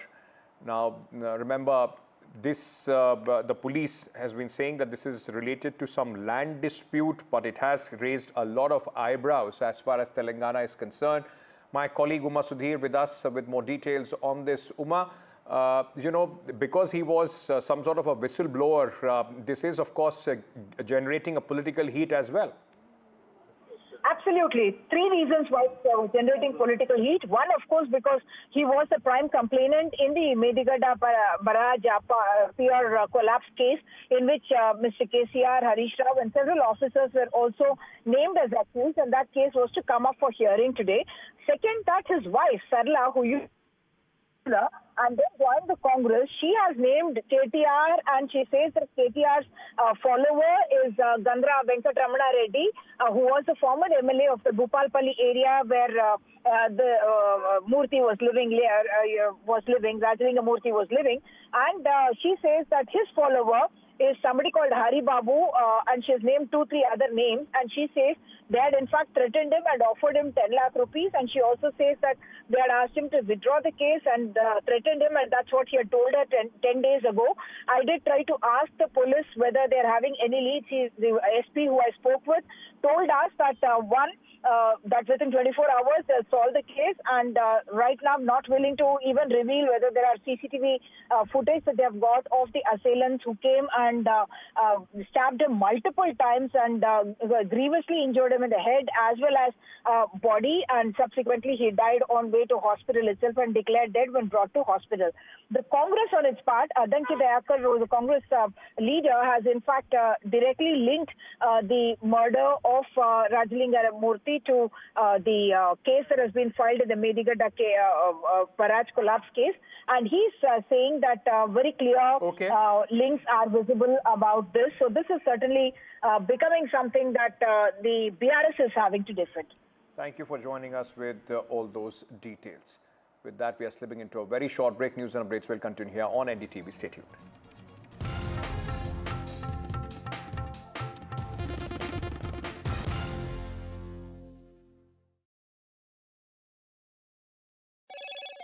Hello, Moto. Motorola Edge 50 Pro, world's first AI-powered pro-grade camera.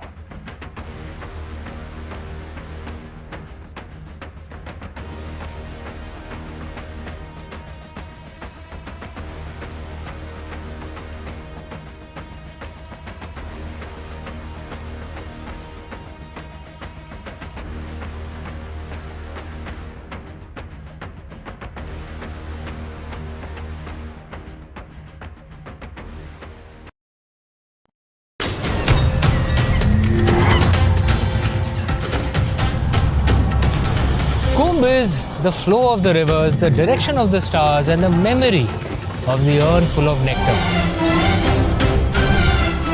I'm here to tell you the story of Kumbh. Watch Mahakumbh Tales with me, Amish Tripathi, only on NDTV.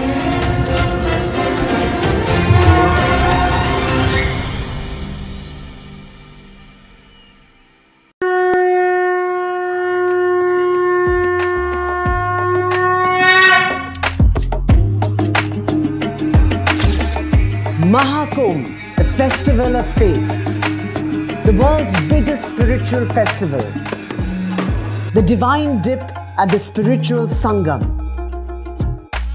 a sacred confluence of faith, culture and heritage. NDTV's mega coverage of the Mega Fest. NDTV at Mahakumbh 2025.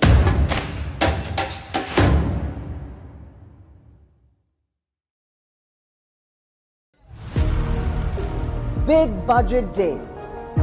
Big newsmakers on NDTV. Top ministers and opposition leaders. ये by the people, of the people and for the people budget. It is a fulfilling budget. This is a development budget. It's one of the finest budgets I've ever seen. It's more than a bold move. It is a clever move. NDTV, always the first choice of newsmaker. NDTV keeps you ahead. I've been reporting reporting on all issues big and small from Andhra Pradesh, Telangana, rest of South India, bringing you all the action, all that you need to know, all that you want to know. The energy of Maximum City is infectious. I bring in that energy in our news coverage from financial capital Mumbai. Covering from the southernmost part of India over the last 23 years, I bring in-depth and 360-degree coverage from the Dravidian heartland. The land of Mishti is also known for its bitter politics. I have seen much water flow under the Howrah Bridge, covering Bengal in all its vivid colors.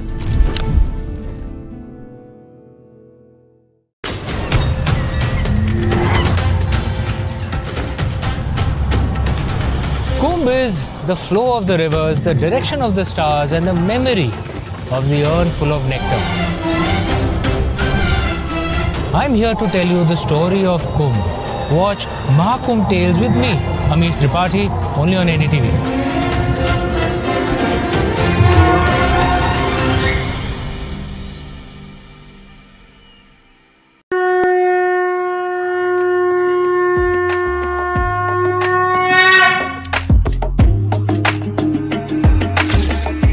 Mahakumbh, the festival of faith, the world's biggest spiritual festival, the divine dip at the spiritual Sangam,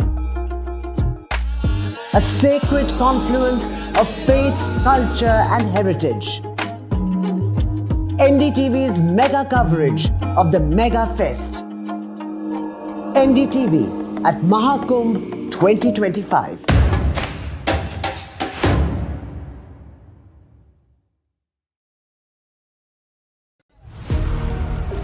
Big Budget Day. Big newsmakers on NDTV. Top ministers and opposition leaders. ये by the people, of the people and for the people budget. It is a fulfilling budget. This is a development budget. It's one of the finest budgets I've ever seen. It's more than a bold move. It is a clever move. NDTV, always the first choice of newsmaker. NDTV keeps you ahead. I've been reporting on all issues big and small from Andhra Pradesh, Telangana, rest of South India, bringing you all the action, all that you need to know, all that you want to know. The energy of Maximum City is infectious. I bring in that energy in our news coverage from financial capital Mumbai. Covering from the southernmost part of India over the last 23 years, I bring in-depth and 360-degree coverage from the Dravidian heartland. The land of Mishti is also known for its bitter politics. I have seen much water flow under the Howrah Bridge, covering Bengal in all its vivid colors.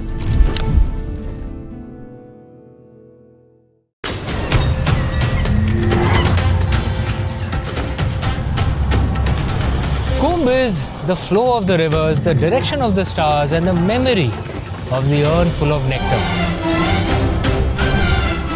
I'm here to tell you the story of Kumbh. Watch Mahakumbh Tales with me, Amish Tripathi, only on NDTV.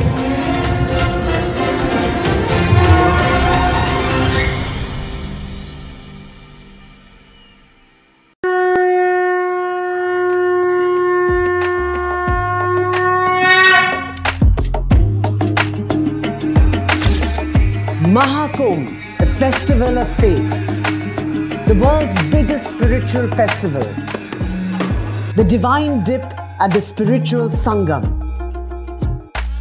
a sacred confluence of faith, culture and heritage.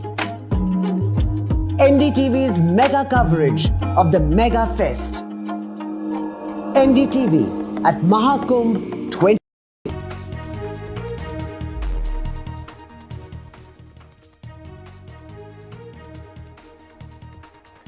Rekha Gupta takes oath as Delhi Chief Minister, fourth woman Chief Minister of the national capital, speaks to NDTV, says will ensure big Delhi overhaul. Delhi cabinet takes shape, 6 ministers take oath along with Rekha Gupta. Giant killer Parvesh Verma is a minister, so is Sirsa and Kapil Mishra.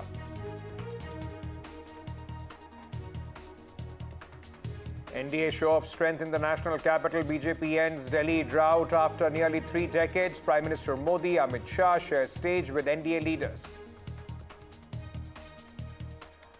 Lokayukta gives closure report of FIR against Chief Minister Siddaramaiah and his family. BJP fumes at Karnataka Lokayukta's probe.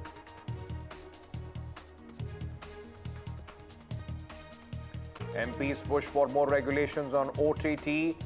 Government issues advisory for the platforms as need stricter age-based controls.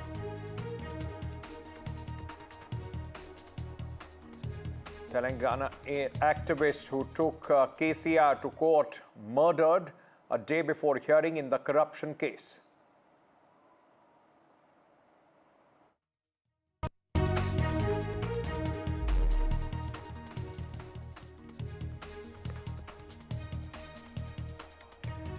Hello, ladies and gentlemen. Welcome to NDTV. I am Ankit Tyagi. Rekha Gupta is the new Chief Minister of Delhi as she took oath along with 6 of her colleagues to form the cabinet of the national capital. This is the first time, remember, ladies and gentlemen, all right, we are shifting to these pictures which are coming in at this moment from the Imperial Hotel where Prime Minister Modi is meeting the BJP and NDA chief ministers and other leaders, National Democratic Alliance, with the big picture of Prime Minister Narendra Modi, and you will see Chandrababu Naidu prominently standing next to him. So is JP Nadda, Amit Shah, Pawan Kalyan, Raksha Mantri Rajnath Singh. Rekha Gupta, the newly elected Chief Minister of Delhi, is also in this meeting of the Chief Ministers of the NDA. Now, 21 states in the country are ruled by the BJP and NDA governments across the country.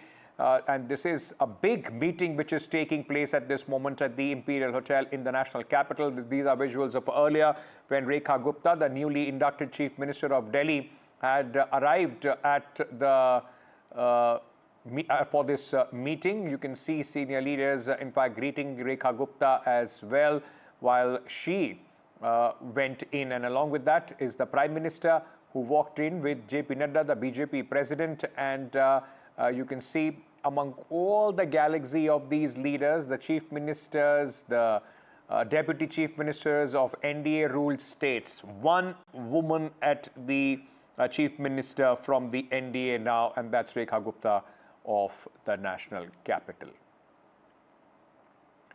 Diya Kumari, Deputy Chief Minister of Rajasthan, the other woman as far as these leaders are concerned. And ladies and gentlemen, today, of course, a big meeting of the NDA where all the CMs, deputy CMs are meeting the Prime Minister. My colleague Tanushka and Shreya are joining us at this moment. Tanushka, coming to you first. Big meeting of the NDA at this moment. What's on the agenda? Precisely, Ankit, the NDA meeting is ongoing right now, and as you mentioned, all the top leaders and the top brass, the Chief Minister who's just been sworn in, and the Council of Ministers as well, all of them are present at this meeting. And the agenda seems to be likely, of course, like before leaving the Ram Leela ground, all of them, whoever spoke to the media, Parvesh Sahib, Sivang Verma, even Rekha Gupta said that the agenda is going to be looking forward onto development in Delhi and the years ahead. Each one in their campaigns as well have spoken about working on education, be it women's health, be it the civic and sanitation issues around the capital, even road safety, women's safety. Law and order has also been a major concern. Yesterday as well, when I was speaking to Rekha Gupta, she comes from very early on politics. She was an ABVP member, and then she was the DUSU president as well. So she did stress upon, education as well, and how education needs to be amped up, and the schools right from the beginning need to be revamped completely, and there needs to be a restructuring with respect to that. We also understand with respect to the schemes, the Mahila scheme that the BJP is focused on this time round, the rupees 2,500 that they've promised to get implemented, this scheme by March 8th will also happen in the first cabinet cabinet meeting, so we can expect discussions around this as well. Health is also another major concern. We do know that the scheme, the Ayushman Bharat scheme, which was there was huge hue and cry about it not being implemented in Delhi. Right. It will finally be implemented, so this should also be one of the topics of conversation therein. Okay, double engine Sarkar in the national capital now. BJP at the center, BJP at the helm of affairs in Delhi as well. Visuals that we were speaking about, describing them earlier, the NDA meeting taking place in the national capital at the Imperial Hotel, where the Prime Minister, the Home Minister, BJP President JP Nadda, Raksha Mantri Rajnath Singh, along with the ministers, chief ministers, deputy chief ministers of the NDA ruled states are invited to exchange notes, adding Rekha Gupta to the mix as well. Very quickly, let me go across to Shreya as well, who's joining us from the national capital. Shreya, 6 ministers have taken oath along with Rekha Verma, but interestingly, no deputy chief minister. So message very clear, she's the boss, and then of course follows the 6 ministers, Mr. Sirsa, Parvesh Verma, also Kapil Mishra, who has some administrative experience with Arvind Kejriwal. That's right, Ankit. We know that the woman of the hour is, of course, Rekha Gupta, first-time MLA, 2 times councillor. And although people were speculating that Parvesh Verma would be the next CM because of his Jat identity and also because he won from the New Delhi constituency seat, which saw the likes of Sheila Dikshit and Arvind Kejriwal, former chief ministers of Delhi.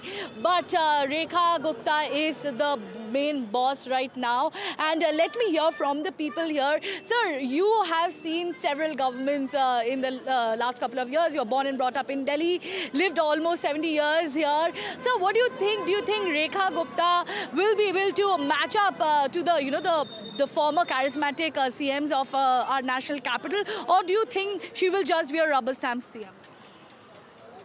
Although straight away I won't call her a rubber stamp CM because we haven't seen her performance yet. But one thing positive I see on this aspect is that she, being a woman who has an inbuilt character called compassion, so she will be more justifiable, she will be honest.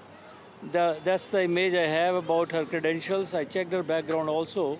So And also she has been someone who has been, a complete loyalist, RSS loyalist from the very outset.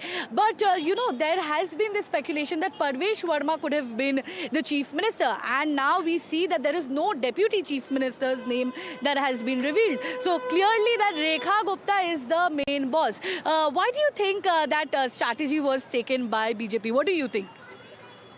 See, Parvesh Verma, although he represents the outer Delhi circle, Kisan sector of the society, but with women candidate, which was from the beginning Modi ji's dream to bring a women candidate, but there is no controversy. In male character, there is a kind of a egoistic approach is there. And also Rekha Gupta, she belongs to the traders community, the Vaishya community, right, which is also a major BJP's stronghold, vote right, bank. Yeah, even in Baniya community, what I would say, like it was a competition, say, between Mr. Vijay Goyal and Dr. Harshvardhan. Both of them are coming from the same caste, right? But this being a lady, although representing Baniya Biradari, but being a women candidate, there's very less chances of having any kind of rift with anybody. Right. We need someone who will be able to, unite people and work in tandem with the LG and the Prime Minister. So you're a veteran doctor yourself. Ayushman Bharat scheme is being talked about time and again by BJP. They're planning to implement it soon. How important do you think that is? And also the whole pollution thing, because we've seen under Aam Aadmi Party's governance, environmental governance had taken a backseat, be it the air pollution and the Yamuna pollution. How important do you think these two issues are? See, not only that. The thing is, I'm not a veterinary doctor, I'm an Ayurvedic doctor. So as a physician, what I saw in Mohalla clinics also, in the state of affair, it was pathetic. So real kind of services have not been provided. Okay. People have been kind of emotionally blackmailed, I would say. So that aspect is missing, and of course, Yamuna is highly polluted, Right. and nobody paid attention to it. Just playing a blame game that Haryana ne pani chhod diya. Okay, you know, Shreya, a lot of supporters of the BJP there, of course, would be hoping that the government will get cracking as soon as now they can go back and the cabinet meeting could take place. Remember, there are a lot of promises the BJP has made. It's just not about pollution and Yamuna River. 2,500 rupees to the women was the promise of the BJP, which they said on 8th March people are going to get, the women of Delhi are going to get. Then, of course, the promises of 300 units of free electricity, 500 rupees cylinder, a lot that the BJP government will have to, in fact, roll out as soon as they take over. Thank you, ladies, for joining me at this moment. But moving on, ladies and gentlemen, Prime Minister, after the oath-taking ceremony of Rekha Gupta, in fact, also congratulated her by a post on X, and the Prime Minister said congratulations to Shrimati Rekha Gupta ji on taking oath as the Chief Minister of Delhi. She has risen from the grassroots, being active in campus politics, state organization, municipal administration, and now MLA, as well as the Chief Minister. I am confident she will work for Delhi's development with full vigor. My best wishes to her for a fruitful tenure.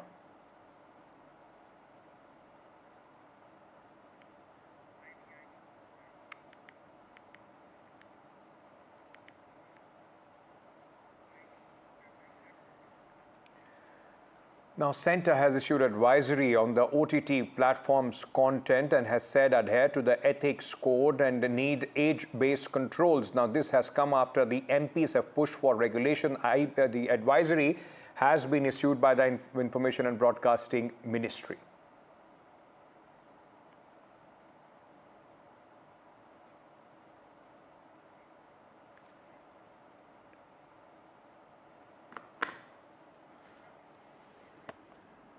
All right, this advisory has, remember, it's a fallout of India's Got Latent show where Samay Raina and Ranveer Alabadia both at the center of this controversy, and now the Information and Broadcasting Ministry has intervened and has sent an advisory to the OTT platforms at this moment.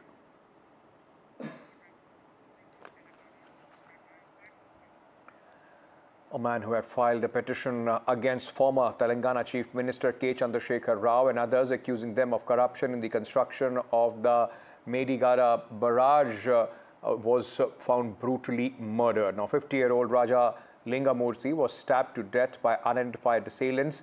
He had earlier filed a complaint in October 2023 in the court seeking registration of an FIR against KCR and others due to structural irregularities of the barrage.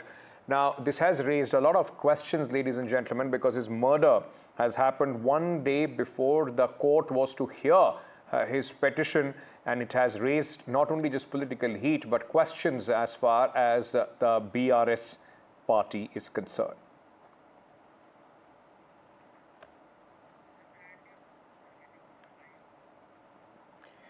Now, there are, of course, the timing is suspect. Questions being asked how a day before this case was to be heard, that this man has been found brutally murdered, who had raised a complaint against the former Chief Minister and some other people. Now, the big question, ladies and gentlemen, at this moment, of course, is that, the police under the Congress regime, what the investigation throws up, though initially the police is saying that it seems to be because of a land dispute.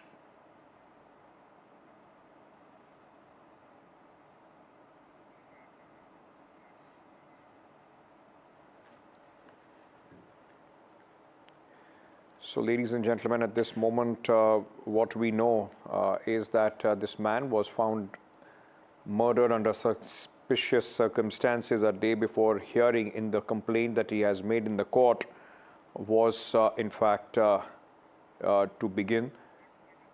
And at this moment, there is a lot of questions that are being raised on the BRS. Now, latest in the Muda's case in the Karnataka, where Lokayukta police has submitted an 11,000-page report to the special court. Report seeks closure of the FIR against Chief Minister Siddaramaiah. The report says that no criminal offence was found and the case is civil in nature. The BJP, of course, has reacted sharply to the Lokayukta probe, saying the investigation was for and by Chief Minister Siddaramaiah. When they want, if they get a judgment or reports in their favor, whatever they feel, then they'll appreciate Lokayukta. It's always the case, we have seen. And Lokayukta definitely have done their job. Because of whatever reasons, maybe lack of evidences or maybe, there are no findings. I don't know exactly. I have not seen the report or judgment. But, definitely they have taken, according to the law. ಇದು ಅಂತಿಮ ವರದಿ ಅಲ್ಲ, ಮಧ್ಯಂತರ ವರದಿ. ಇದನ್ನು ಮಾನ್ಯ ನ್ಯಾಯಾಲಯ ಗಮನಕ್ಕೆ ತರ್ತಾನೆ. ಇದೇ ತನಿಖಾರಿಗೆ ಚೀಮಾರಿ ಹಾಕಿಸಿ ನಾನು ಮುಂದುವರೆದ ತನಿಖೆನ ಮಾಡಿಸಿ ಆರೋಪನ ಸಾಬೀತುಪಡಿಸ್ತೀನಿ. ನಿಜವಾಗ್ಲೂ ರಾಜ್ಯ ಜನ ದಯವಿಟ್ಟು ಎಚ್ಚೆತ್ತುಕೊಳ್ಬೇಕು ಸರ್. IPS ಅಂತ ಅಧಿಕಾರಿಗಳು ಕೂಡ ಇಂಥ ಅವಿವೇಕದ ಕೆಲಸಗಳು ಮಾಡ್ತಾ ಇದ್ದಾರೆ. ನಿಮಗೆ ಮೋಸ ಮಾಡ್ತಾ ಇದ್ದಾರೆ. ಸತ್ಯಮೇವ ಜಯತೆ ಅಂತೇಳಿ ಸಮವಸ್ತ್ರ ಧರಿಸ್ಕೊಂಡು ಸತ್ಯಕ್ಕೆ ವಂಚನೆ ಮಾಡ್ತಾ ಇದ್ದಾರೆ. Let me go across to my colleague Nehal Kidwai, who is joining us with more details at this moment. Nehal, the Chief Minister getting some sort of relief, though the case, as you were telling us earlier, ED also in fact investigating this case. Now what happens from here on? See, it will be crucial report to be filed by the ED, because ED has so far not questioned the Chief Minister as well, though the Lokayukta had questioned the Chief Minister, his family members and others as well, and almost 100 accused persons were questioned by the Lokayukta, and only after that the Lokayukta filed the charge sheet. But one thing is clear here, that when I went through all the records, all the data and whatever we could get, there is nothing on behalf of the Chief Minister in writing. This is what the Chief Minister was also saying. I'm not endorsing his statement, but what I have also seen through the pages, that during this time, nothing was given in black and white. There is no call recording. And here, Chief Minister has got the edge. That is why the Lokayukta has said, the Lokayukta police, I mean to say, that there is lack of evidence. That's why they are unable to carry forward the investigation. And here, the Chief Minister has got the advantage. This, it may be called a clean sheet, or it may be called the lack of evidence, what the Lokayukta has said. So now we have to see that how does this ED get more information, collect more evidences, and how do they proceed? That will be important. So one of the whistleblowers, S.M.A. Krishna, had approached the Karnataka High Court as well and requested for the CBI probe, but the Karnataka High Court had said that they are happy with the investigation of the Lokayukta. So now still that option is open. So we have to see how does the court react once it is filed on the 24th, once it is taken up for hearing on 24th of this month by the People's Representative Court here in Bangalore. And after that, what course of action is going to be taken, that will also be important. But at the same time, the report of the ED will be more important, and we have to wait and watch. All right, thank you for joining us with all those details. Revisiting the story which we were talking about earlier, the Centre's advisory on the OTT platforms, asking them to adhere to the ethics code. Aishwarya, my colleague, is with us at this moment. Aishwarya, what happens from here on, and does this also entail platforms like YouTube, Instagram and others? Regards to all the OTT platforms, social networking websites as well, and the Ministry of Information has directed, Information Broadcasting has directed the OTT platforms to strictly follow content classification rules, implementation of the parental locks for adult-related content, and ensure access control for prevent minors from viewing inappropriate material. Remember, this comes after a huge controversy regarding the India Got Latent episode, after which we saw how there were several MPs who wrote to the Ministry of Information Broadcasting, and after raising those concerns, there has been now such advisory which has been issued. It has been also mentioned in this advisory that platforms must not transmit content prohibited by law and should exercise caution while showing the sensitive topics to prevent violations. And there are self-regulatory bodies also for the OTT that should oversee the compliance with the code of ethics. Shaurya, many are seeing this as a fallout, of course, of the India's Got Latent controversy. What's the government doing as far as such shows are concerned with respect to the ones which are behind a paywall on the YouTube, like in the case of India's Got Latent?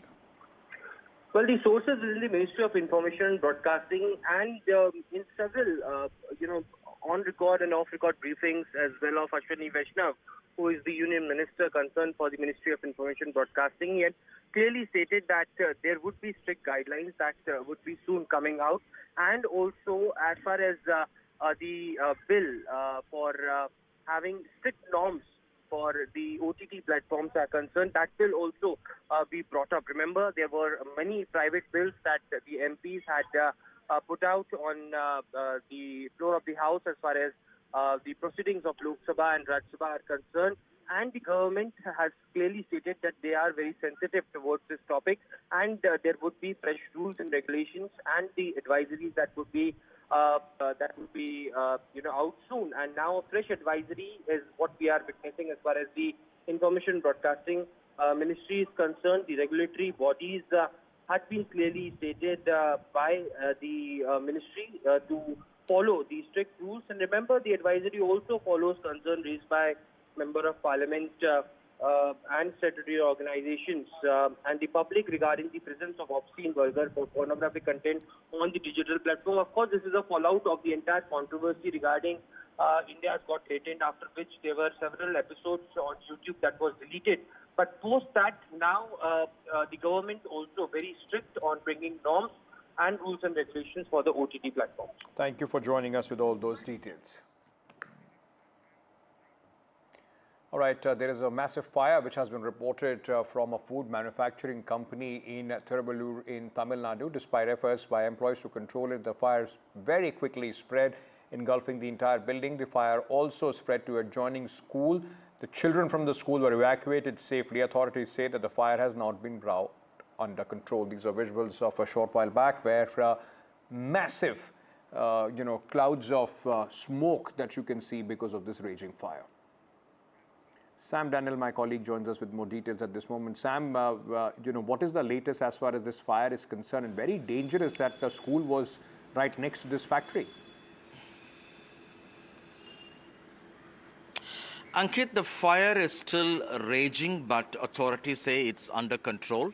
The fire started at Alia Chemicals that manufactures thinner, and this at one point spread to the adjoining school, where we understand it set up in flames, cycles parked there. The children in that school, what we understand as Mangalam School, have been evacuated. Nobody has been injured, nobody is trapped. But 7 fire tenders from different parts of the city in and around Chennai have rushed there, and firefighters are doing the job. It's under control. Fire authorities say in a few hours they'll be able to complete the protocol and extinguish the fire completely. Earlier there was concerns about the safety of students, but authorities saying all the children are safe now. Ankit. Thank you so much, Sam, for joining us with all those details. Moving on the story that we were talking about earlier, a man who had filed a petition against former Chief Minister KCR and others, accusing them of corruption in the construction of the Medi-Gada barrage, was found brutally murdered. Now, this happened just a day before the hearing in this case was supposed to take place, and raises a lot of eyebrows as far as this case is concerned. Uma Sudhi joins us with more details at this moment. A lot of political heat, Uma. The timing is suspicious.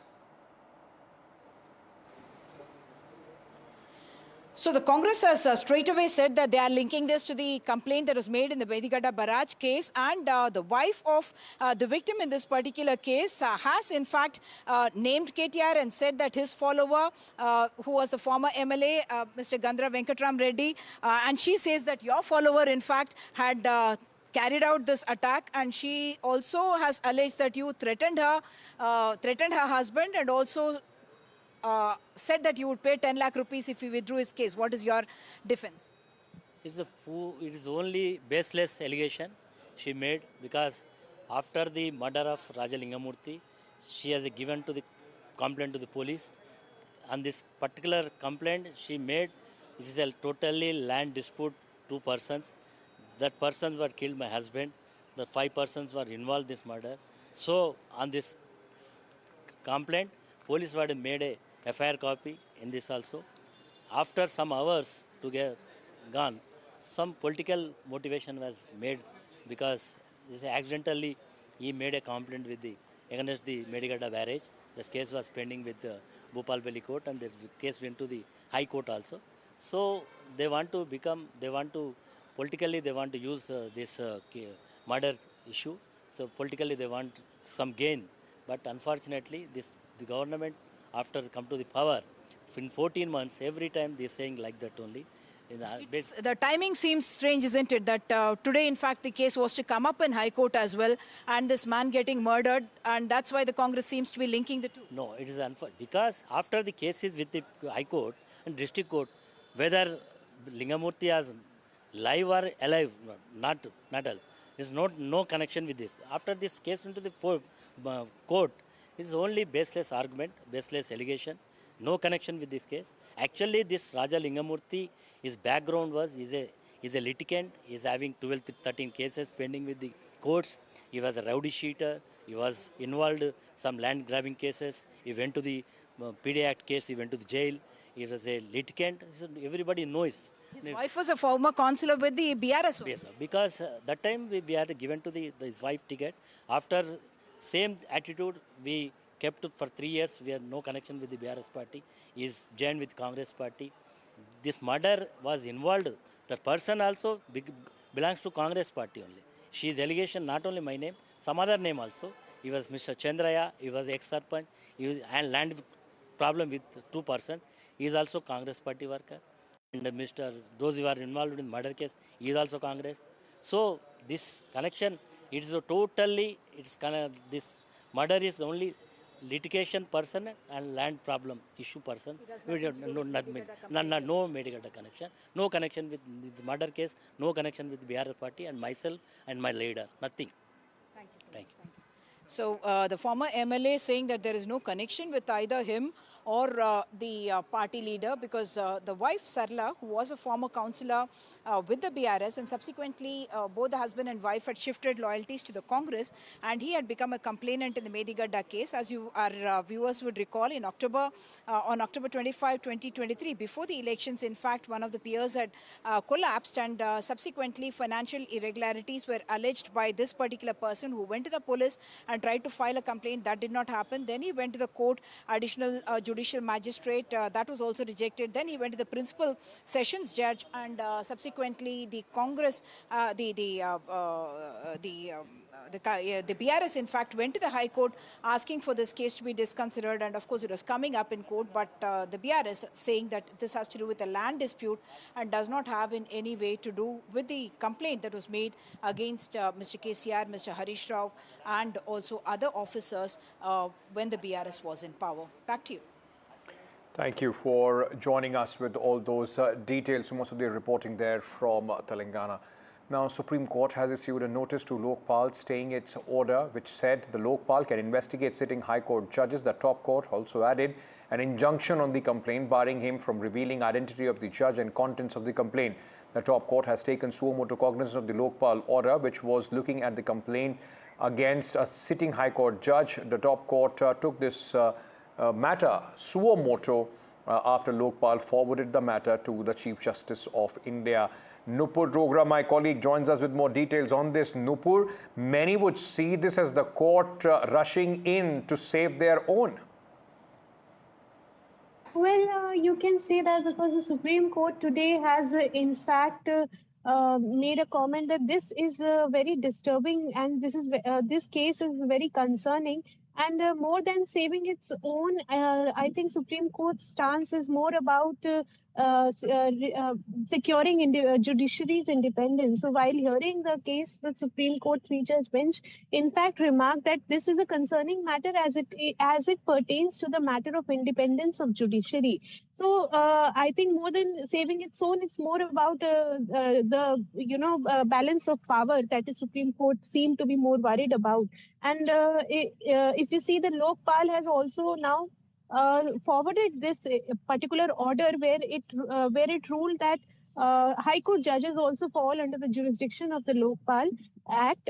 So they have forwarded for Chief Justice of India's opinion on this. Now Chief Justice of India, and following which the cognizance was taken, the suo motu cognizance was taken. However, today the Supreme Court, in fact, Solicitor General Tushar Mehta, appearing for the centre, also said that it is a concerning order, and Senior Advocate Kapil Sibal, who's the current president of SCBA, he also said that he wants to assist the Supreme Court in the matter, as it is a very it's a very concerning matter. So all in all, the Supreme Court today was more concerned about the independence of judiciary and the balance of powers that our constitution has enshrined in upon the pillars of democracy. So now the Supreme Court will hear this case again on January 27. However, what is important today is that the Supreme Court has issued an injunction order by which it cannot be disclosed that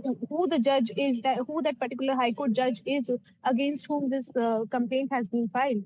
So it is a big issue, and it will be crucial to see that when it comes up for hearing on March 18, what would be the, how the centre would respond and how the Supreme Court would take it forward. We'll leave it So there, Nupur. Thank you will, for joining us with all those details at this moment. With that, we are slipping into a very short break. Stay tuned, much more on the other side.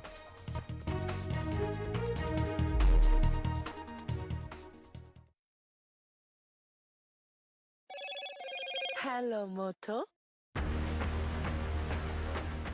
Motorola Edge 50 Pro, world's first AI-powered pro-grade camera.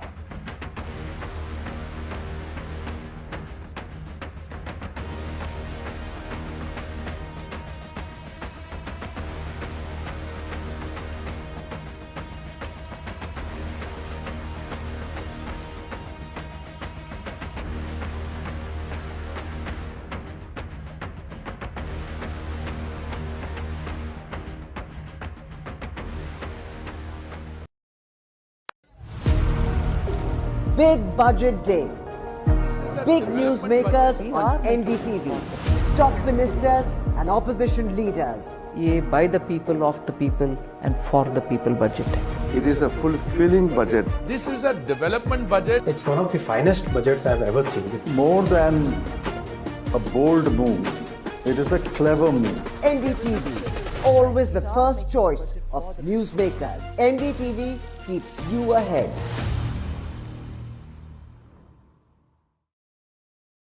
You mentioned Shah Rukh Khan. You've had interesting pairings with Shah Rukh Khan. You've had interesting movies with Shah Rukh Khan. I was having dinner, so I got up from my table, I went to his table and I told him that you are a very fine actor. Why don't you join films? This is my number. If you want to, you can call me. Rekha in Khoon Bari Mang, and that's a highly feminist film. How did it really come? There were several other great actors at that time. And if Rekha would have said no, I wouldn't have made that film.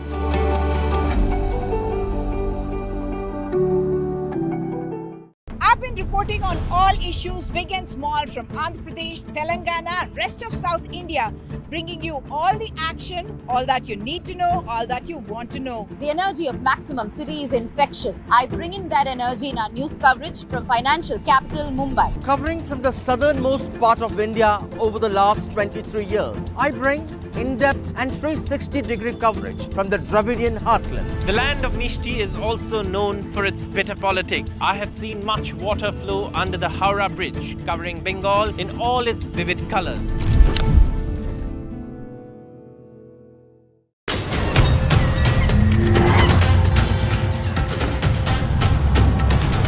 Kumbh is the flow of the rivers, the direction of the stars, and the memory of the urn full of nectar. I'm here to tell you the story of Kumbh. Watch Mahakumbh Tales with me, Amish Tripathi, only on NDTV.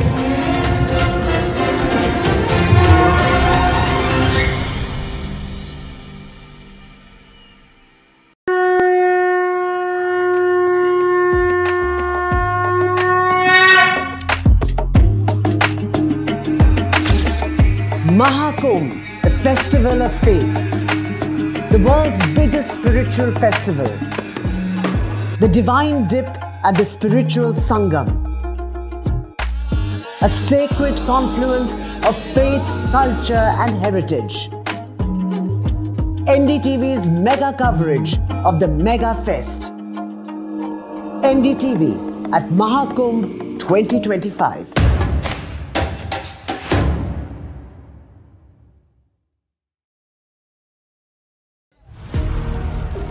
Big budget day. Big newsmakers on NDTV. Top ministers and opposition leaders. ये by the people, of the people and for the people budget. It is a fulfilling budget. This is a development budget. It's one of the finest budgets I've ever seen. More than a bold move, it is a clever move. NDTV, always the first choice of newsmakers. NDTV keeps you ahead.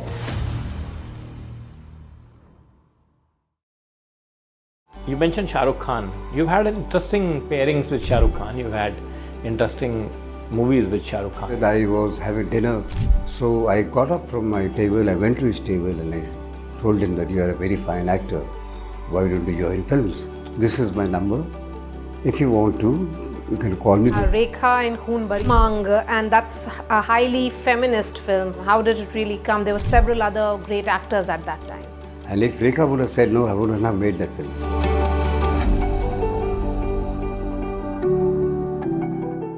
I've been reporting on all issues big and small from Andhra Pradesh, Telangana, rest of South India, bringing you all the action, all that you need to know, all that you want to know. The energy of Maximum City is infectious. I bring in that energy in our news coverage from financial capital Mumbai. Covering from the southernmost part of India over the last 23 years, I bring in-depth and 360-degree coverage from the Dravidian heartland. The land of Mishti is also known for its bitter politics. I have seen much water flow under the Howrah Bridge, covering Bengal in all its vivid colors.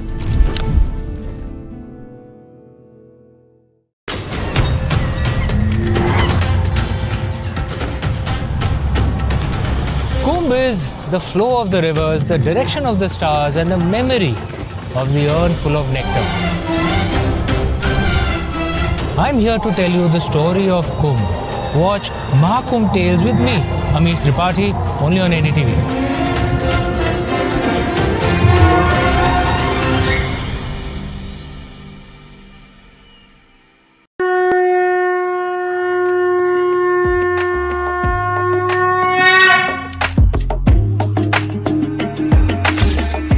Mahakumbh, a festival of faith, the world's biggest spiritual festival, the divine dip at the spiritual Sangam,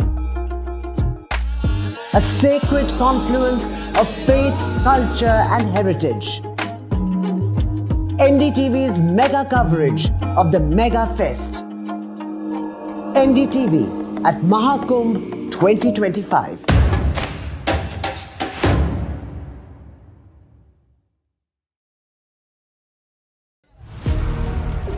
Big budget day. Big news.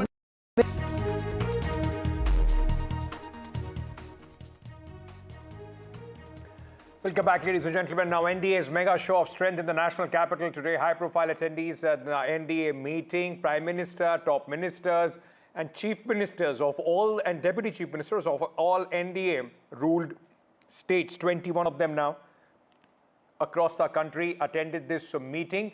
Now, Chandrababu Naidu has said this is a new era in the national capital. All of them, remember, were part of the oath-taking ceremony, from Goa Chief Minister to Maharashtra Chief Minister, the deputies in tow, along with Meghalaya Chief Minister, who were present at this oath-taking ceremony. These visuals just a short while back where the key NDA huddle is taking place at the Imperial Hotel along with the top brass of the BJP, key partners of the NDA like Chandrababu Naidu and Nitish Kumar's JDU, all ministers and top chief ministers of the NDA states, including now the newly minted Rekha Gupta, also seen in this meeting. Let me go across to my colleague Anushka, who's joining us at this moment. Anushka, what is the agenda of this NDA meeting? Well, certainly, Ankit, we are seeing all the members of the NDA who are present at the oath-taking ceremony are in fact inside the Imperial Hotel attending a lunch there. We are seeing the likes of, both the Deputy Chief Minister of Uttar Pradesh. We are seeing several of the, ministers, including Chandrababu Naidu and, other NDA members also who are in fact right now attending this lunch. We also saw all the newly elected members of the cabinet who are inside here. They're all celebrating, in fact, the fact that BJP has in fact come here after 27 years, but also we are seeing that in this meeting several of the people are in fact gathered here to take part in this lunch. After that, this the whole cabinet members will be in fact going to Delhi Secretariat. There they will have the first cabinet session, and after that the BJP members will be going to the Vasudhaiv Ghat, where they will in fact be attending the Vasudhaiv Ghat Aarti also. What we're also knowing is that this is being done as per the sources. This is being done because we also saw a lot of politics revolving around Yamuna, and right now also we are seeing that the LG had tweeted that the cleaning of Yamuna, the process has in fact also kicked in, and that is why after winning this, the BJP is in fact going to take, all the cabinet members are in fact going to take a round at the Vasudhaiv Ghat. So we're clearly seeing that a lot is in the plate of the BJP members, all the cabinet members, the newly elected cabinet of, in the governance of BJP. Right now also we are showing you the visuals of Imperial Hotel. Now also the Prime Minister is inside here in the lunch that is going on. The Deputy Chief Minister, both the Deputy Chief Minister of Uttar Pradesh, the Chief Minister of Tripura, everyone of them is in fact right now inside of Imperial Hotel attending to this lunch. After that, the first cabinet meeting will be held, and after the cabinet meeting is over, all the BJP cabinet members will be in fact going to Vasudhaiv Ghat. Over to you. All right, we'll bring you a special coverage of that as well. What we also know that the Delhi cabinet meeting is going to take place in the evening today, and it is going to be an important, in fact, to see what are the first orders of the newly minted government of Delhi. 3 p.m. is when Rekha Gupta, the new chief minister, is expected to be at in fact holding this cabinet meeting. Anushka, it will be interesting to see what are the first orders that the government of Delhi, the new government of Delhi signs, isn't it? Well, certainly, Ankit, what we are seeing is that when the campaign was also going on, the BJP was confronting Aam Aadmi Party on several of the issues, Yamuna being the major one. Also, we saw issues like pollution, taking place. We also saw the CAG report that was a hot topic between the BJP and the Aam Aadmi Party during the Aam Aadmi Party's reign. Now, also, what Rekha Gupta has also said is that a thorough investigation will be done. The CAG reports will be presented. The works for the cleaning of pollution-free Yamuna will be kicking off on several rounds, but it will be interesting to see as to what new orders will be passed on in this new cabinet meeting. Also, we are learning from the BJP sources is that several of the people are in fact about to take, participate in the cabinet meeting. We are showing you the visuals from the Imperial Hotel right now, where in a short while the members from the NDA will be coming out because what we are learning is that the lunch that was ongoing here is in fact now coming to a halt. All the newly minted cabinet ministers will be in fact heading back to the Delhi Secretariat, and after that we are learning is all of them will be going to the Yamuna Ghat. We are seeing the security amped up, the security protocol being put in place for the several of the members who are in fact now coming outside. We are showing you the carcage of Prime Minister. The Prime Minister is about to leave the Imperial Hotel is what we are learning from the sources. We are showing you visuals from outside of the Imperial Hotel, where the NDA meeting is in fact taking place. The lunch is, ongoing, but now we are seeing the Prime Minister is all set to, in fact, come outside now. The lunch is in fact coming to a halt. We are seeing the hyped up security. After this, we are seeing the cabinet meeting will be also held, wherein the newly minted cabinet, as you rightly said, is in fact going to take some big decisions on the first day. After that, because we also saw Yamuna being the hot topic here during the campaign of Delhi elections, both the parties were confronting each other on the likes of corrupt pollution. But now we're also seeing that all of the questions that were in the mind of the common people will also be answered after the first cabinet meeting. We are showing you the visuals from Imperial Hotel now in a short while. We are seeing the protocol has been put in place. The Prime Minister is about to exit the Imperial Hotel. We are showing you the visuals from here. Several of the Deputy Chief Minister, both the Deputy Chief Minister of Uttar Pradesh is inside. Knowing is inside here in this meeting, in this lunch that is in fact going on inside the Imperial Hotel. We are showing you the visuals. Prime Minister Narendra Modi is in fact now coming out of the Imperial Hotel. This is the whole security protocol.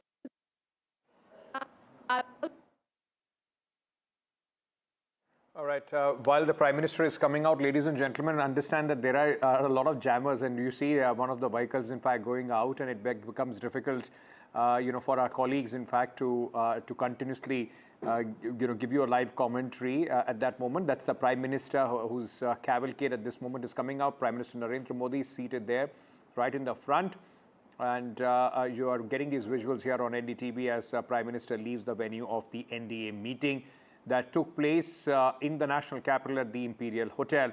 Now, remember, all the chief ministers, the deputy chief ministers of various states, 21 states now, ladies and gentlemen, of the national capital, along with the national capital, are now under the NDA, and Rekha Gupta is the newly minted inductee in that NDA, council of various ministers and chief ministers. She's the only woman NDA chief minister at this moment. Details coming in of her action as this lunch gets wrapped up for the NDA meeting. These visuals earlier of the group photo that took place. 3 p.m. is when the new chief minister of Delhi is expected at the secretariat. Then, of course, later in the day, as my colleague was saying, she will visit at 5 p.m. the ghats of Yamuna. And then, of course, Rekha Gupta will hold her first cabinet meeting at 7 p.m. from that very place. Anushka is with me at this moment. Anushka, we lost your audio because of the jammers. Prime Minister's cavalcade was going at that moment, but a packed day for the Chief Minister right after swearing in. Well, certainly, Ankit, it is quite a packed day for the newly appointed cabinet that took oath around 12 p.m. today. We are showing you the visuals from the Imperial Hotel where the lunch was going on. The Prime Minister has just now made an exit from the hotel, but we are seeing several of the members are still inside here, in fact, participating in this lunch. All the NDA members, all the senior NDA members are in fact inside of this Imperial Hotel right now. What we are learning is that after this, the cabinet meeting will be held around 4 p.m. is what we are getting to know, what we are understanding from our sources. After that, all of the cabinet members will be going to Vasudhaiv Ghat to, visit the Yamuna Ghat there. Also, what we are seeing is that during this whole process, which is going on right now, we are showing you visuals also from the Imperial Hotel. This is the very place where all the NDA, senior NDA members are in fact inside. After this, Rekha Gupta and all the cabinet members will be in fact going to Secretariat. Therein the first session will be held. Several of the important key decisions will be in fact made today, and after that they will be visiting Yamuna. Now Yamuna is also the center of politics in Delhi. We saw in the campaign also how the Aam Aadmi Party and the BJP were doing a back and forth around this whole issue. After this, we are seeing also that the work for the cleaning of Yamuna has been in fact started. We saw the tweet from Lieutenant Governor just few days back stating that the work has already been started. We saw a lot of politics around that also, and now also we are seeing that after the first cabinet is held, all of the BJP cabinet members will be in fact going to Vasudhaiv Ghat, and they will be in fact visiting there, and after that we are seeing that the day will be coming to an end. Over to you. All right, thank you for joining us with all those details at this moment. We'll keep tracking this story. Prime Minister, remember, has also congratulated Rekha Gupta and posted on X and said congratulations to Srimati Rekha Gupta for taking over as Chief Minister of Delhi. She has risen from the grassroots, being active in campus politics, state organization, municipal administration, and now an MLA and Chief Minister.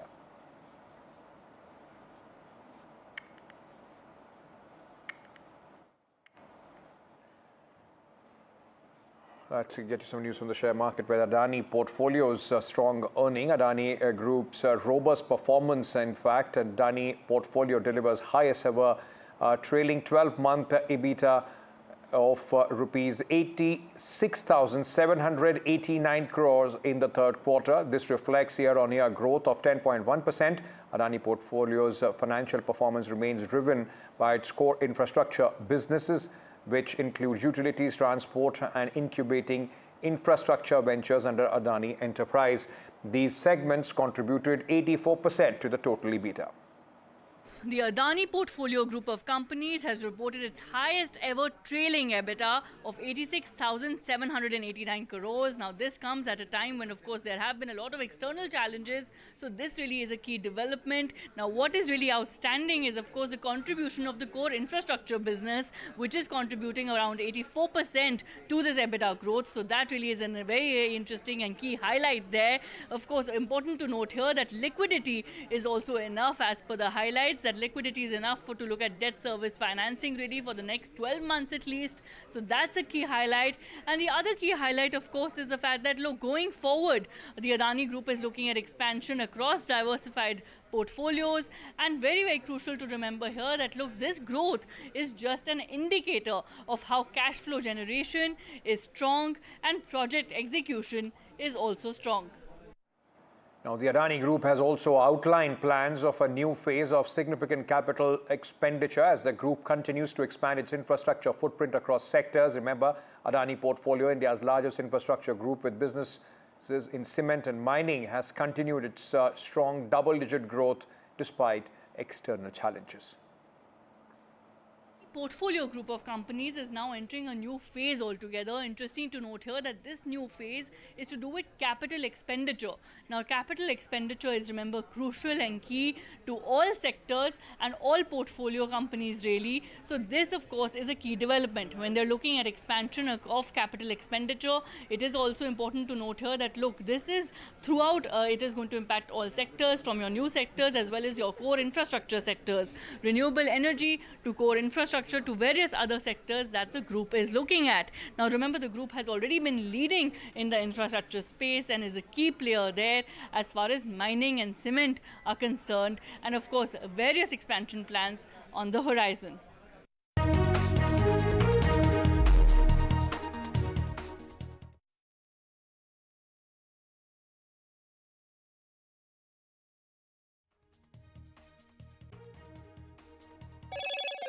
Hello, Moto. Motorola Edge 50 Pro, world's first AI-powered pro-grade camera.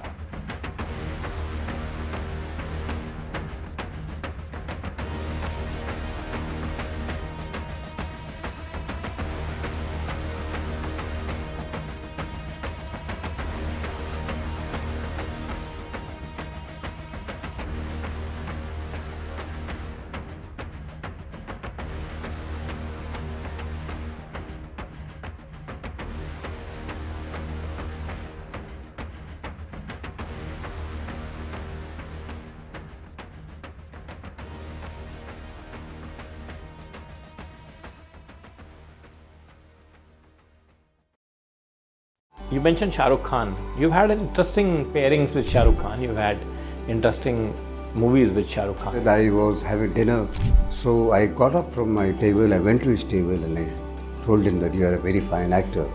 Why don't you join films? This is my number. If you want to, you can call me. Rekha in Khoon Bari Mang, and that's a highly feminist film. How did it really come? There were several other great actors at that time. And if Rekha would have said no, I would not have made that film.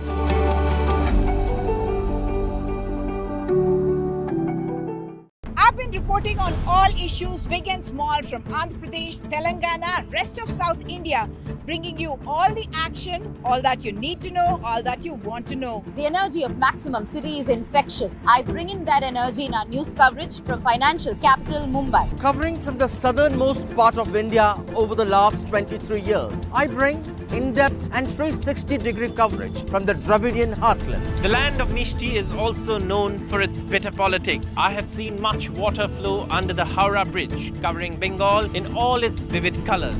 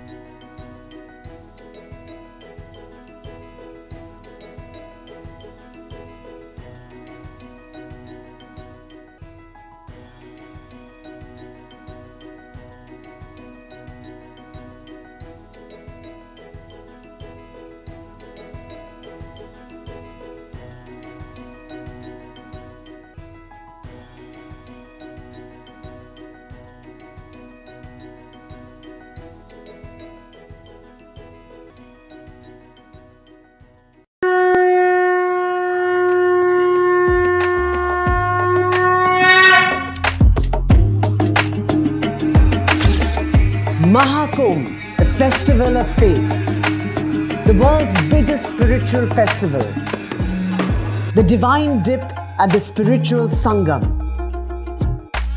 a sacred confluence of faith, culture and heritage. NDTV's mega coverage of the Mega Fest. NDTV at Mahakumbh 2025.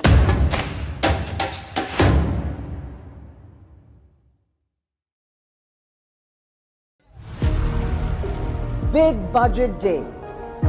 Big newsmakers on NDTV. Top ministers and opposition leaders. ये by the people, of the people and for the people budget. It is a fulfilling budget. This is a development budget. It's one of the finest budgets I've ever seen. More than a bold move, it is a clever move. NDTV, always the first choice of newsmaker. NDTV keeps you ahead.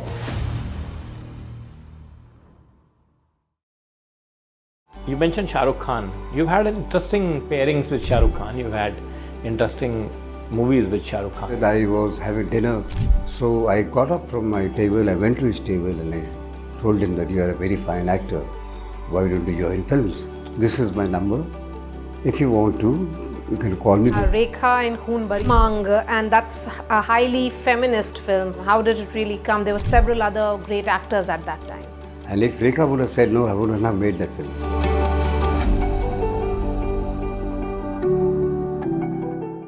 I've been reporting on all issues big and small from Andhra Pradesh, Telangana, rest of South India, bringing you all the action, all that you need to know, all that you want to know. The energy of Maximum City is infectious. I bring in that energy in our news coverage from financial capital Mumbai. Covering from the southernmost part of India over the last 23 years, I bring in-depth and 360-degree coverage from the Dravidian heartland. The land of Mishti is also known for its bitter politics. I have seen much water flow under the Howrah Bridge, covering Bengal in all its vivid colors.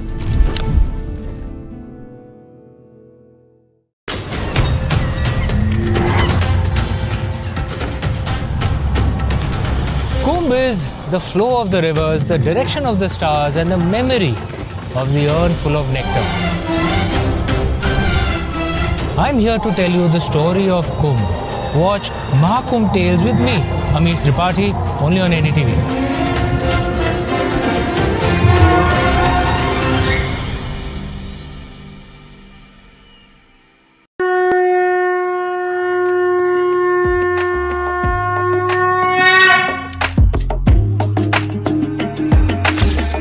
Mahakumbh, a festival of faith, the world's biggest spiritual festival, the divine dip at the spiritual Sangam,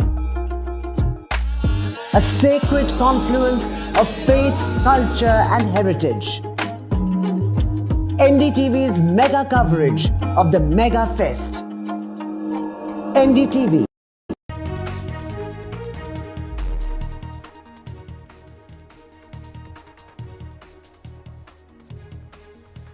Delhi gets a new chief minister, a woman chief minister at the helm once again as Rekha Gupta takes oath.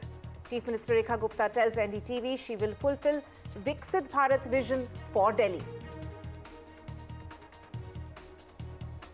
Delhi cabinet takes shape. 6 ministers take oath alongside Rekha Gupta, Parvesh Verma, Manjinder Sirsa, Kapil Mishra among the ministers sworn in. NDA's mega show of strength on the occasion of Delhi Chief Minister's oath-taking. Key NDA partners attend Delhi oath-taking ceremony. Prime Minister Modi chairs meet with NDA allies and BJP Chief Ministers right after the swearing-in ceremony. Lokayukta submits report in the Mooda case, seeks closure of FIR against Chief Minister Siddaramaiah and his wife. BJP fumes, alleges Lokayukta's investigation is by and for Siddaramaiah. MPs push for more regulations on OTT platforms. Government issues advisory for OTT platforms saying they should ensure stricter age-based controls.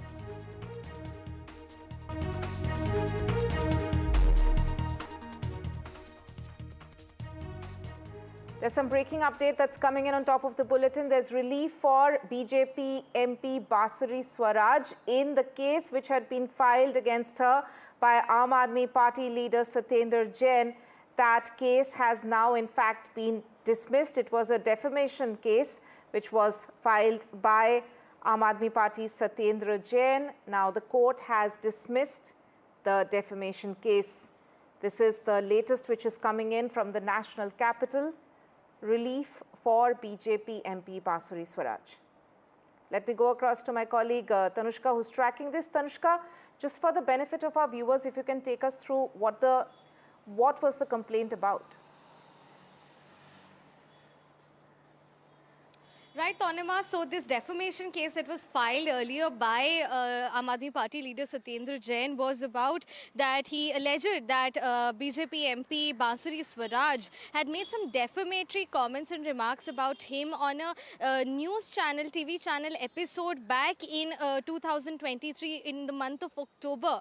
So he said that these defamatory remarks were an attack against him, and he alleged that Basari Swaraj said that assets in amount cash of rupees 3 crore as well as 1.8 kilograms of gold and 133 gold coins were found from Satyendra Jain's house. And Satyendra Jain in his petition says that these are defamatory comments and these were not true, which is why he filed this defamation case against Basari Swaraj, which now has been dismissed by a Delhi court. So there's no further, of course, going ahead with this defamation case. So it has been completely dismissed by the court. There is relief for Basari Swaraj in this case. There is no surmounting evidence against her.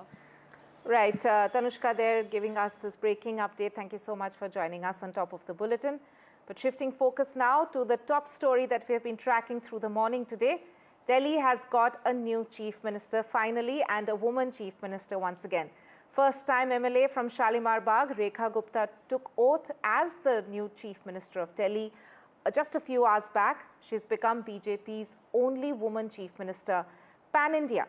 Speaking to NDTV, the new chief minister pledged to work and ensure development in Delhi.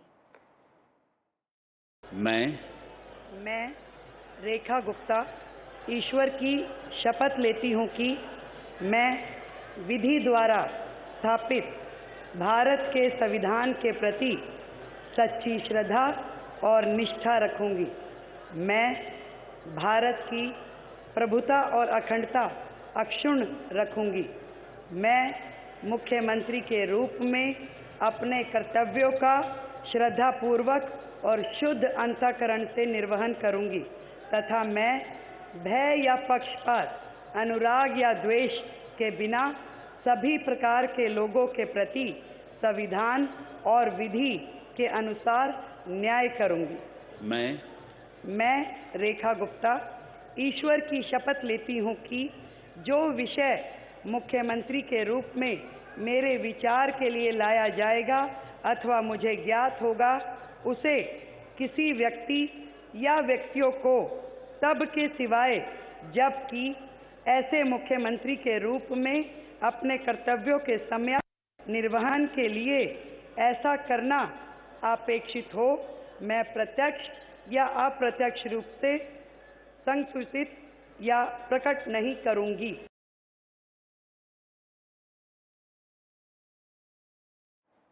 मेरे हिसाब से ये अच्छी बात है कि एक महिला मुख्यमंत्री को मौका मिला और काफ़ी अच्छी बात है। मैं यही कहूँगा कि उनके पिछले 30 साल की मेहनत सक्सेसफुल रही। वो काफ़ी टाइम से मेहनत कर रही है और उन्होंने खुद के बलबूते पे ये सारी चीज़ें करी है। वो खुद की दूसरे प्रेसिडेंट से शुरुआत हुई स्टूडेंट बॉडी से, तो पार्टी का मोदी जी को सबको धन्यवाद रहेगा कि उन्होंने उनको ये अपॉर्चुनिटी दे पाई और उनकी हार्डवर्क, उनकी स्किल्स आज काम में है finally. In fact, at the same time, the New Delhi cabinet is also taking shape. Alongside Rekha Gupta, 6 other ministers took oath today.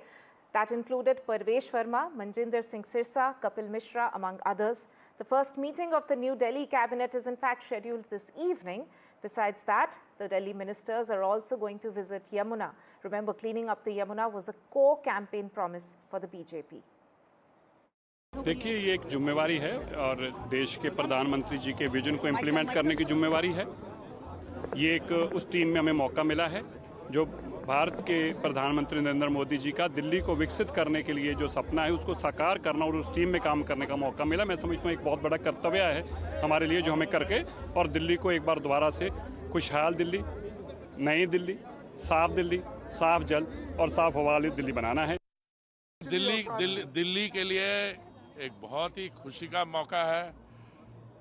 इतने वर्षों के बाद बीजेपी का और डबल इंजन की सरकार बनेगी यहाँ पे, और जो विकास में कमी रही है और बाकी यहाँ पे जो गड़बड़ होती रही है, अब देखते जाइएगा थोड़े ही समय में ये सब सुधार का काम शुरू हो जाएगा। मैं रेखा गुप्ता जी और उनके मंत्रिमंडल को बहुत बहुत शुभकामनाएं देता हूं और दिल्ली आदरणीय मोदी जी के नेतृत्व के अंदर ये विकसित दिल्ली बनेगी, विकसित भारत के साथ जुड़ेगी।